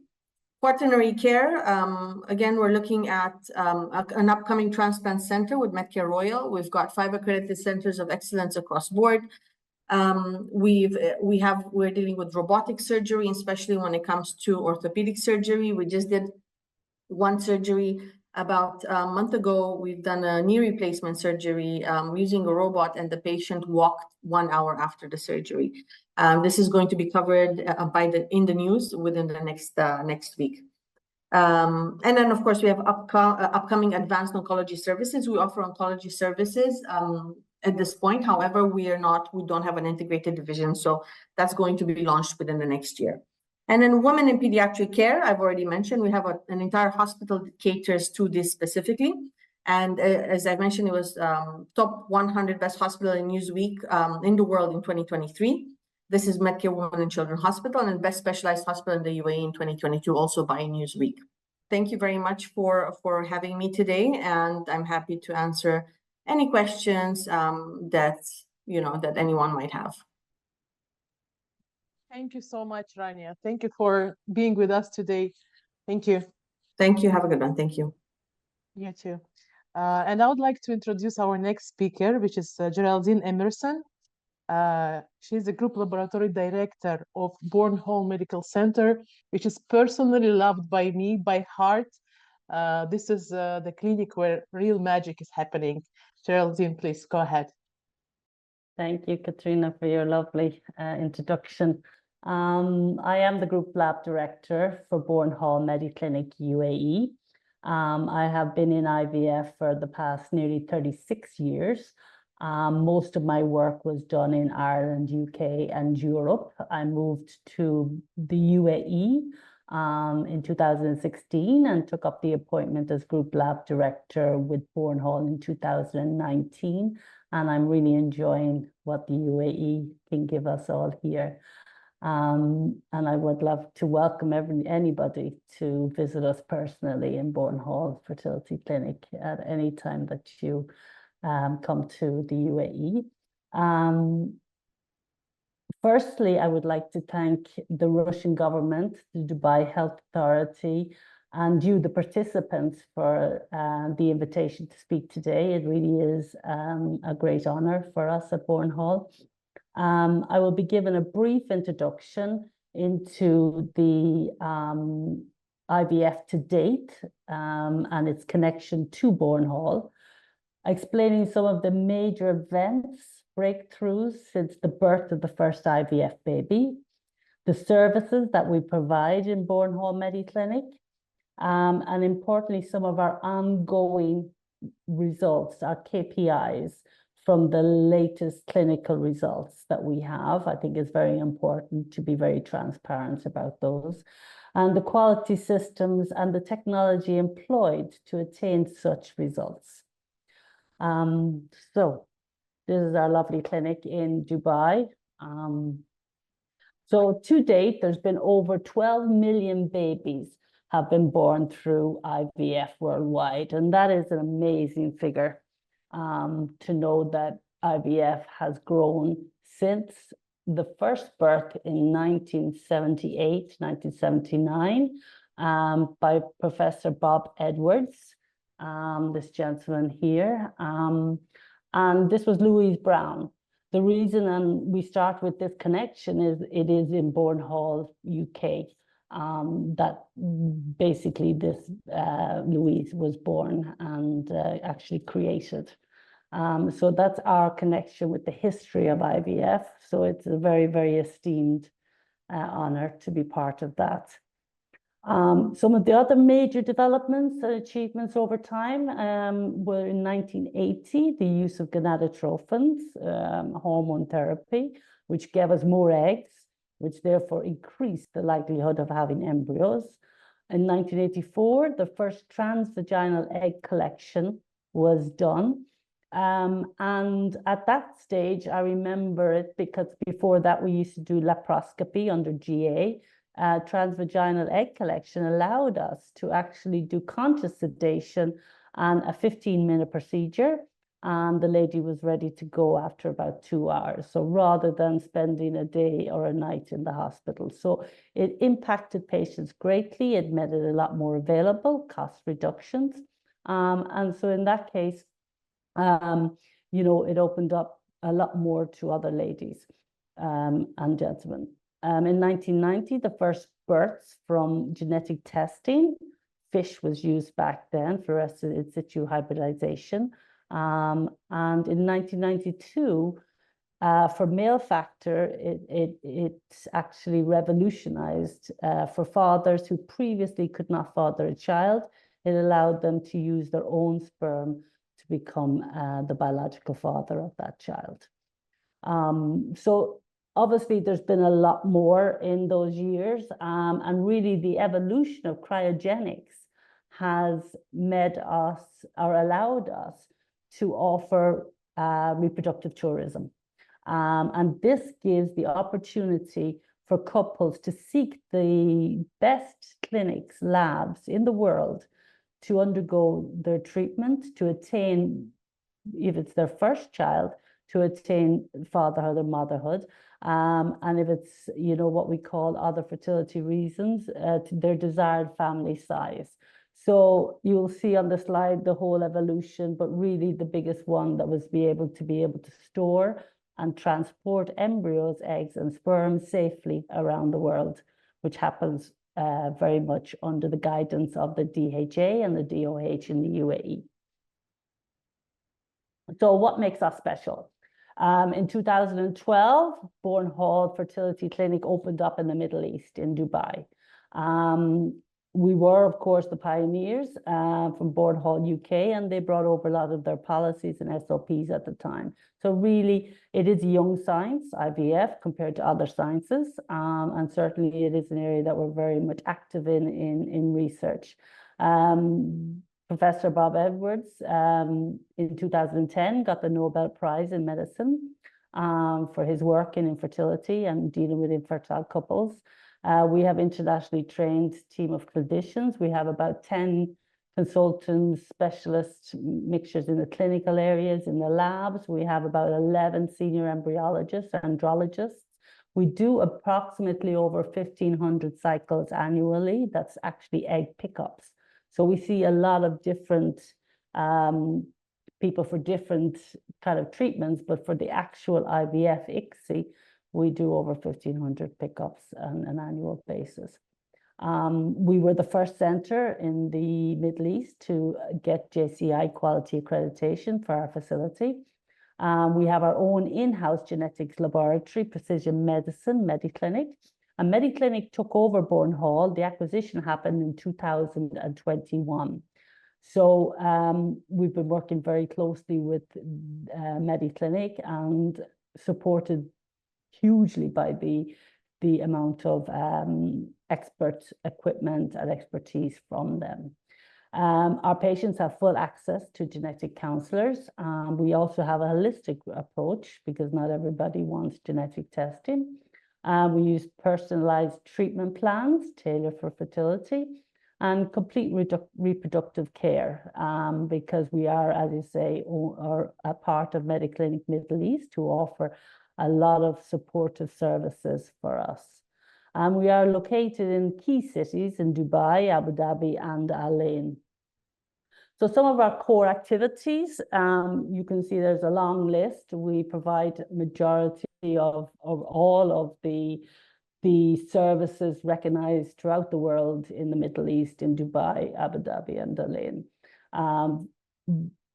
Coming from patient consultation, counseling is very much part of what we do. To deal with infertility can be a very emotional journey, and lots of areas that, you know, maybe it won't go as planned for some couples. We offer obviously the IVF, the ICSI, which is the injection of sperm for male infertility, and we use it now for genetic testing as well. We offer fresh and frozen embryo transfer, ovulation induction, genetic testing for both family balancing, checking euploidy rates of the embryo before we transfer them, and also for inherited family conditions that maybe we can test for prior to transfer of the embryo. We do actively PRP treatments, pregnancy testing, hormonal treatments, and teleconsultation. For the male services, we do what we call micro-TZ for males who don't have any sperm in their ejaculate. We can go into the testes and bypass if there's a blockage and go in and take the sperm from that. So those are what we call microsurgical techniques such as PISA, TISA, and micro-TZ.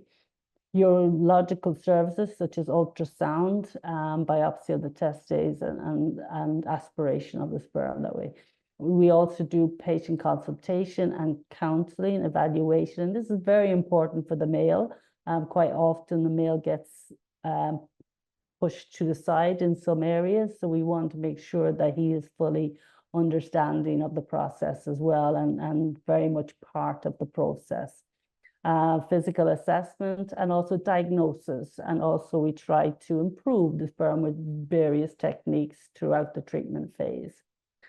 The embryology services, this is the lab services. We provide embryology consultation because quite a lot of our staff or our patients may very well have had failed treatments elsewhere, and we need to consult with them very clearly on what happens, what kind of grade of the embryo, so that we can improve things in our laboratory. We do embryo biopsy. This is the procedure for what we do, the genetic testing. And there's where we take a piece of the embryo. You'll see in the slide here in the picture on the left, the biopsy procedure where we pull some cells. We send a small little fragment to the genetic test and we freeze the other embryos. So quite a lot of our patients, as we heard this morning, are from Asian, Arabic, GCC countries, African, Europe, mainland Europe, and also as far as Australia. So they don't want to spend, so they don't need to spend so much time in the UAE. They can get back to their work and their families. And then when we have the genetic results back, they fly back in and we can do the transfer at that stage. So they can actually decide when they wish to have their treatment. Because once you freeze embryos, there's no impact on storage. And the storage requirement in the UAE is up to 5 years. We can keep them in storage. With an application, you can keep them for 5 more years. So they're well safe and well monitored. We use embryo glue. We use oocyte activation media, which is, very much used worldwide. We have, egg and embryo thaw and transfer procedures. On the andrology, which is the male service, we do obviously the semen analysis. We use a WHO 6th edition, which is the most recent edition from the World Health Organization. Sperm cryopreservation, sperm preparation, DNA fragmentation, and reactive oxygen species sperm testing. We all know that these can affect the sperm in how it fertilizes the egg. We also do a lot of fertility cryopreservation. So we do a lot for cancer patients, for ladies who are single, who wish to store their eggs, and for couples who may not be ready yet to actually have a child, or maybe the wife is undergoing cancer treatment or the male, and we can bank some embryos for them. And then obviously after clear health, they can come back and have, treatment. And, because we know that some cancer drugs can affect fertility. So what makes us other special is because, and we're very proud of these results, you can see in yellow there the global benchmarks in the UAE, because of the foresight of the government in their regulation and their guidelines. It enables us to be very much top of the world with the equipment and also with the techniques that we use in the UAE. Blastocyst development rate, so that's the development rate of the embryo from fertilization all the way through to actually having an embryo 65%. So the global benchmark is between 50 and 60. Fertilization is the number of eggs we inject, and the number actually shows us that they have fertilized.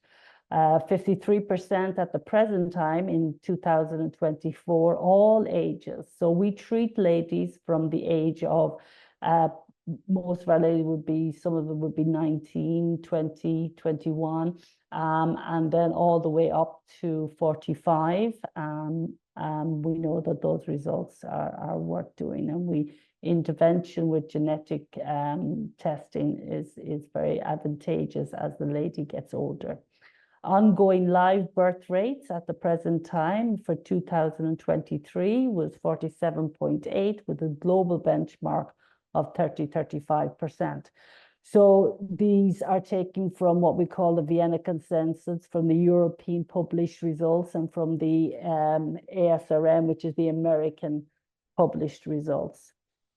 Here, and I think this is very important for IVF centers, and a lot of people don't publish this, but I think as a couple, they want to know what is my live birth rate, which is the gold standard, not just fertilization, not just creation of embryos, but also what is my chances of actually taking home a healthy live birth from your clinic. So what we did was we went back on all our patients, and because age is one of the biggest factors in the outcome of IVF, we looked at our groups of 35-year-olds, 35 to 37, 38 to 40, and 41 up to 45.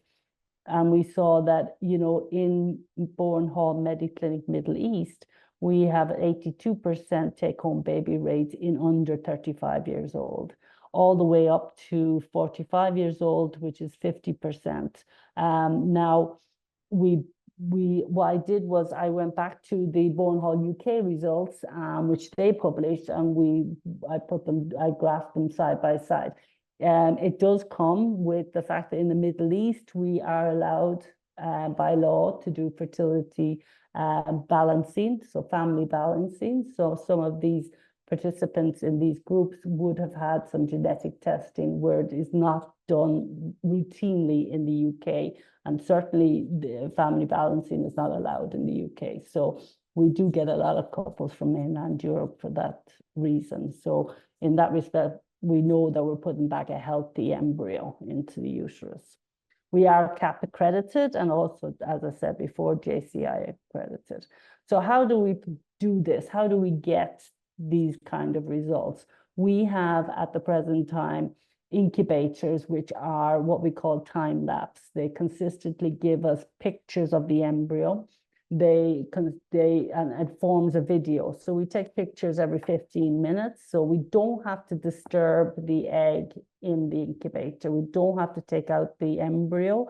We can see it visually by playing back the video of the snapshots of the embryos. Now, the embryos will be in the lab for about 5 to 6, 7 days. And so we can put together a video like this for the couple. You'll see it there playing.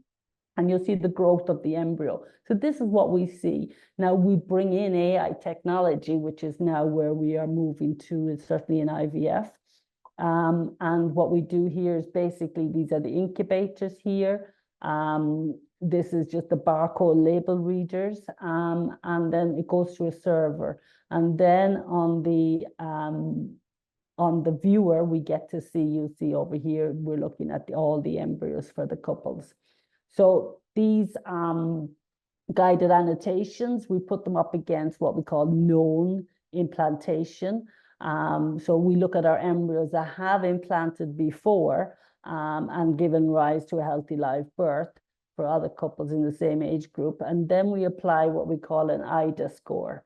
And this score will allow us to give a high probability that this embryo will be the best one to transfer. So this is where we're moving to in IVF, and Bourne Hall, we're certainly at the top end of what's available on the market. So one of the other concerns in IVF is always quality controls and security for the embryos, eggs, and sperm. So how we do that is we're firm believers not to handle or overhandle, because if you take an egg or embryo out of the actual incubator it's in, temperature in the lab, all those quality controls must be within guidelines from the DHA and the DOH. And in that, a drop in temperature can alter the prognosis for that egg to form an embryo. So we use, and these are the first in the UAE, we use isolators. So they really look like, infant baby incubators when the babies are born in NICU units. So we have our microscope. So every time we do all our manipulations in HEPA filters, VOC, which is taking any free radicals out of the air, and also controlled temperature. For our tanks, these are the control charts you'll see there that we monitor our temperatures of our incubators, our CO2s and everything else, all the gases that we need. And so if anything happens in those types of situations, we have a call out if we're not present in the center at nighttime. So it's actively recording everything and full transparency for the couple. Our tanks, our cryo tanks, I don't know if you see the green line down here. That is minus 196. So that is the temperature they must be stored at. So any rise in those to the cutoff temperature of 150, we will automatically get an alarm and go into the center. For couples, and I certainly think this is very valid for couples and our authorities, they want to see full traceability of the cells and the tissues that we are using in the lab. So what we employ is a witness and traceability service. This is electronic. It provides support for us for audit activities. It actually helps with staffing as well, because I don't have to take a senior embryologist doing a process, which as well is risky itself, to go over and do a manual witness. This electronically follows the egg and sperm and patient consistently throughout, and it gives accountability and traceability. So these reports are available to the patients and the authorities to look at in any circumstances. And for me as a group lab director, it looks at the efficiencies in my lab and trying to actually make them a lot more efficient, and standardization. To get these kind of results, we need standardization in all the laboratories. So in short, these are our 3 locations. This is our emails at the top if anybody wishes to contact me. And we are obviously regulated by the Department of Health and also the Dubai Health Authority, and licensed. And these regulations are focused mainly on patient safety, ethics, and the welfare of the child. So we do that by continuous submission of our KPIs and active audits, both planned and ad hoc, by the health authorities in the UAE. So thank you for your time. Thank you so much, Geraldine. This is a great presentation. As I already said, I personally love what you do. And thank you so much for your today's presentation. And thank you. I would like to mention that Bornholm is a part of a Mediclinic medical group. And our next speaker, which I would like to introduce, is David Eglinton, also a part of Mediclinic group, which, representing Mediclinic City Hospital, and he is a hospital director. David, please take it away. Thank you. Thank you. Good afternoon, everyone. Let's just get the presentation on the screen. Okay. Hopefully everybody can see that. First of all, good afternoon, everyone. Thank you for staying with the programme to hear a little bit about Mediclinic City Hospital. As I was listening to Geraldine's presentation, I was struck by how proud I am that we're actually I'm part of such a large, significant group. Today, I'm going to focus on City Hospital, which is the flagship hospital really in the Mediclinic Middle East platform in our group, but I'll give you some more details around City Hospital, but and some of the services that we offer, and also try to put Mediclinic City Hospital into context for you as well, to give you some sense of the size and scale of our group.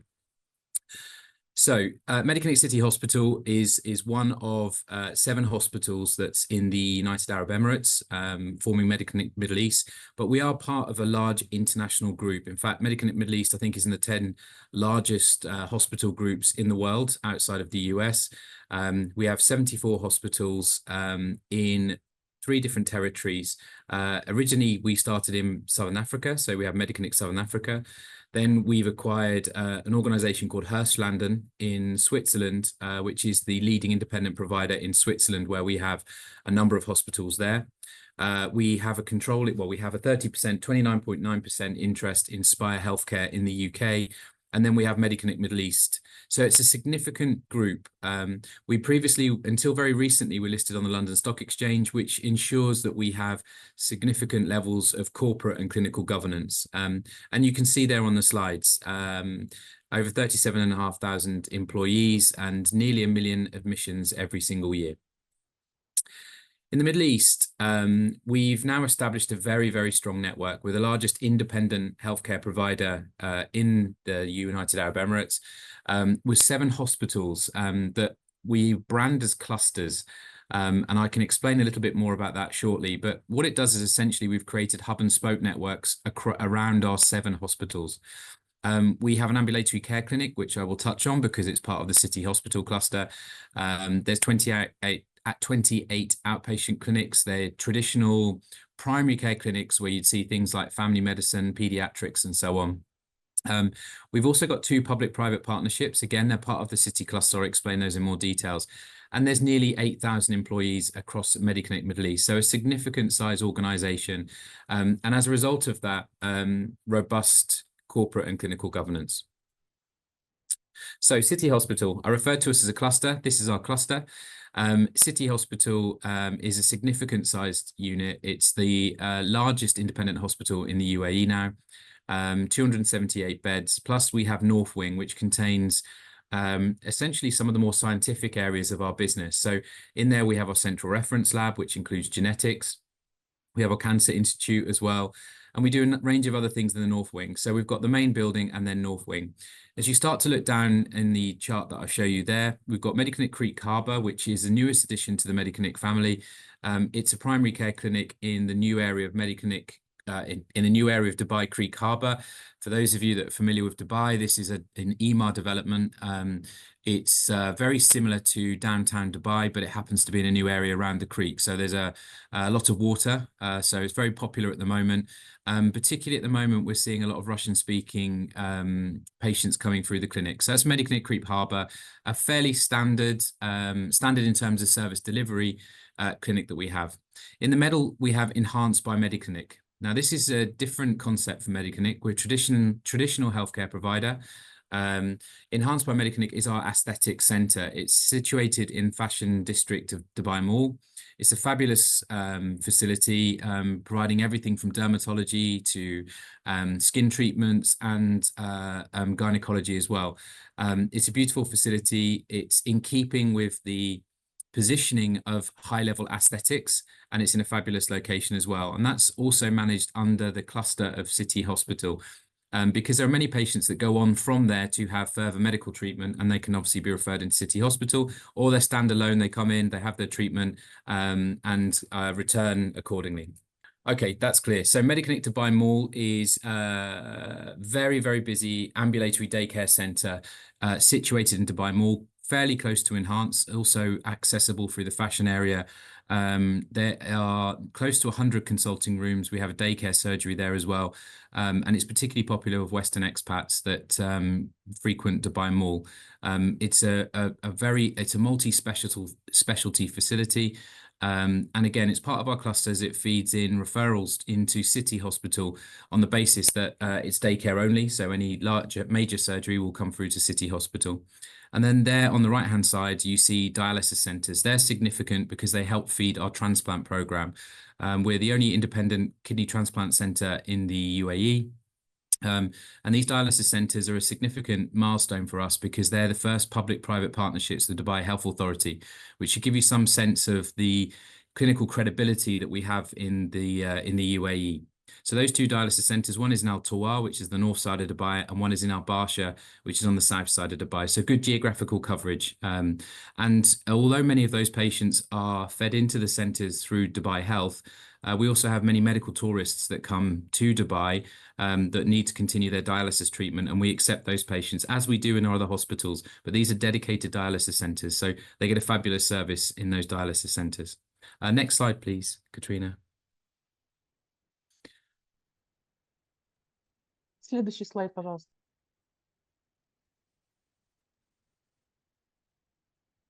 Okay, so specifically about City. So I've talked to you about Mediclinic International, our group, Mediclinic Middle East, and then I've talked a bit about the cluster. Now I'm going to focus on Mediclinic City Hospital. As I've already mentioned, it's the largest independent hospital in the UAE and is a founding hospital of Dubai Healthcare City. So again, anyone familiar with Dubai will know that Dubai Healthcare City was created to be almost like a medical tourism hub. So we've been involved with medical tourism for quite some time now. It's very close to the airport, and it is, if you like, our presence in Dubai Healthcare City is significant on the basis that we're the largest facility there and is a multi-center, multi-specialty hospital. I've already shown you the slides on the group, but within the group, we are actually the second largest hospital in the Mediclinic group internationally. So we're very proud of that position and a flagship in the Middle East. We don't have a residential location next to us. So really we're considered more of a destination hospital. And over time, what that's meant is that we've really developed some of these tertiary services to benefit from referrals from Mediclinic's other facilities, but also from other providers in the market. I've mentioned dialysis and the link to transplant. We are a transplant centre, so we get patients from really across the whole of the UAE that come for their kidney transplant services at Mediclinic City Hospital. So we are perhaps more known for doing more complex surgery. But of course, we have family medicine, pediatrics, the kind of things that people will come to. But what I think is really different and our unique positioning is not only are we part of a large group, which is becoming much more of a healthcare system, it is also the fact that we have the clinical credibility in terms of the nature of the acuity of patients that come through. So we do complex deliveries. For example, Geraldine's already talked to you about IVF. That sometimes that can lead to more complex deliveries, and we manage those very well at City Hospital. One of the things that I love about Dubai, not just the weather, but is also the fact that it's such a diverse city. There's 75 different nationalities working in City Hospital alone. Within the cluster, that's an even larger number, but within City Hospital alone, there's 75 different nationalities, which gives us a real broad appeal to so many different nationalities. And the reason why I think we've been successful in attracting patients from across the world, really. At the moment, we're seeing a significant increase in patients from the GCC, from the various Russian-speaking countries, North Africa, West Africa, and East Africa in particular. So they're seeing growth in that area, but I think in part that's not just down to our clinical credibility. It's the fact that people feel comfortable coming to City because we have so many different nationalities working with us. I've mentioned about being a tertiary hospital. You could potentially also call us a university hospital because we are a genuine university hospital. We have an established relationship with Mohammed bin Rashid University here, which is the biggest medical school in Dubai. Currently, we have about 150 students in the hospital, all taking part in their medical education. And so both a tertiary and a university hospital. And as a result of that, we've established 6 Centre of Excellence programs. Now, I think it's important to highlight that each of these programs is internationally accredited. They're not just something, it's not just a marketing term. These are accredited programs by the appropriate body, be it a UAE-based body, or it might be a US certification. So, for example, Kidney Transplant Centre, that is commissioned by the Saudi Transplant Programme, Saudi Transplant Authority, which is the governing body for transplants here in the United Arab Emirates and is approved by the government. So here we work very closely with both the Dubai government, the Abu Dhabi government, but also the federal government, which covers all of the United Arab Emirates. So we're part of that program together with some of the public sector providers, such as Dubai Hospital and some of the units in Abu Dhabi. We're an accredited breast cancer unit. So many hospitals are able to care for patients with breast cancer. They have dedicated breast care programs. Ours is accredited by JCI specifically for breast cancer. So it means that we are audited. In fact, in November, we have another follow-up audit inspection to ensure that we comply with best practice standards, international best practice standards. Next, we're an acute coronary syndrome facility. This is a program that we've run now for a number of years and is approved by the American Heart Association. Again, it requires regular audit and inspection and certain numbers to maintain skills. That's very important in a tertiary facility, that we have good volumes of complex cases to ensure that our doctors and our support staff are all appropriately skilled and maintain their competencies. We are also a stroke centre, one of only two in Dubai. The other is Rashid Hospital, which is a government hospital. It's both approved by the Dubai Health Authority, but also the American Heart Association. Again, is audited, inspected regularly as well. Robotic assisted surgery, there are many different levels of robots. So for example, we have an orthopedic robot, which is increasingly standard practice in many countries. And that's really robotic assisted. What we also do is we have a Da Vinci robot, and we're a regional reference center for that. So the nearest facility to us that's a reference center is in Istanbul. We are the Middle East reference center because we do the highest amount in the Middle East of robotic surgery from the Da Vinci. So this is areas like general surgery, colorectal surgery, gynae surgery, gynecology, and neurology. So we do radical prostatectomies through the robot, which is now considered to be best practice and gold standard throughout the world. All of our consultants go through a rigorous training program. We have proctors, so we proctor people from around the Middle East, hence our status as a reference center. So again, it's something that we are very proud of, but it has international accreditation and is benchmarked against other Da Vinci reference sites across the world. And then finally, we have a weight management program. It starred here because it's part of the wider Mediclinic Middle East group, and starts to demonstrate to you that we're really not just one facility, that all of our hospitals, all of our units work closely together. So when you come to Mediclinic, you're part of a health system rather than just individual facilities. We're not determined by the bricks and mortar, is that you're part of a health system. Okay, next slide, please. Следующий слайд, пожалуйста. I think we can skip this. It's just to give you a sense of the hospital itself. It's 16 years old, but it's a beautiful facility. And actually, in terms of the reconfiguration, we haven't actually done any major reconfiguration for 16 years because it was designed as a purpose-built hospital. And it stood the test of time. And the services we offer now are much larger in terms of scale and volume, but nonetheless, the hospital has stood the test of time. I think it's also important to highlight, as well as the accreditations, is that we've also had some very positive awards as well. From Newsweek, particularly, we're considered to be the 4th best hospital in the UAE, behind 2 public sector hospitals, both of which were in Abu Dhabi, actually. And then we have we were also first for the best smart hospital in Dubai, which is not something that we put ourselves forward for in both those cases with Newsweek. But so it was nice to get that that recognition as well. And I think for the best smart hospital in Dubai, I think that comes from the types of services we offer and the fact that they are internationally accredited services. We have some credibility, which is incredibly important when you're part of a big organization. If something goes wrong in South Africa, we get phone calls in Dubai about those things. So it's really important that we maintain the integrity of the brand through this international inspections and having some independent audits. This just gives you some sense of the hospital, the services we offer.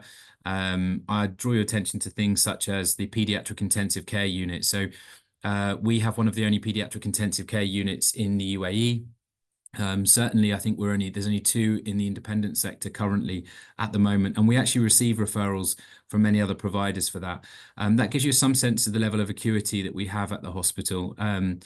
We also have 2 cath labs and a number of operating theatres and things like that. But ultimately, we are more at the tertiary end of the scale. Various equipment, and then you've seen here the accreditations, many of them linked to the Centres of Excellence programs. As a standard, we're JCI accredited. That's a UAE requirement. And for me, it's just a ticket to the game. but also we are a World Health Organization recognized baby-friendly hospital, and we were the first independent hospital in the UAE as the patient safety-friendly hospital, which is another benchmark for patient safety and customer service in according to the World Health Organization standards. So we're very proud of those positions. Next slide, please. Okay, you saw on the previous slide some of our facilities, accreditations, and so on. I should have mentioned the Central Reference Lab, and which is basically a laboratory that sits on top of North Wing that services all of the Dubai hospitals. And increasingly, we insource that work. We do not send it abroad, that we do that work ourselves. So Geraldine's mentioned some of the tests there. Within that Central Reference Lab, we also have a genetics lab, which has a genetic sequencer, so we can offer whole genome sequencing. And things like fertility we've seen a huge growth in a number of genetic tests for fertility in particular, but it also supports some of our cancer services and our cardiac services as well. So we have that Central Reference Lab, which has the genetic lab inside as well. This is just a list of specialties. I will not go through this. It's exhaustive. I just want to draw your attention, really. Family medicine also includes things like executive health screening, where there is a demand, particularly for people coming into the country for a short visit, to have a health screen and then follow that up perhaps on the next trip. We're seeing an increasing demand for that as people start to look at preventative measures for healthcare, and something that we support and we're starting to develop through some of our facilities, but also through brands like Enhance as well. Much more about preventative care, how you can enhance your life, how you can improve the longevity of your life. And our health screenings currently are being adapted to include things like genetics. So we'll have sort of standard screening packages which cover most areas and most people's concerns. But soon we'll introduce a number of services that will enable people to add to those according to their requirements and their interests as well. I've mentioned things like pediatric intensive care unit. You can see there in the third column along, actually, there's a lot of pediatric things listed. We're not in a residential area, as I mentioned. So in terms of pediatrics, it is one of our biggest specialties, but not necessarily the biggest. But what we have got is a large range of subspecialties for children's health. Then you see other things there, such as radiation oncology, robotic surgery, I've already mentioned, and sports medicine. So there's a wide variety of services that we provide, from sort of the preventative side through to end-of-life services as well. Next slide, please.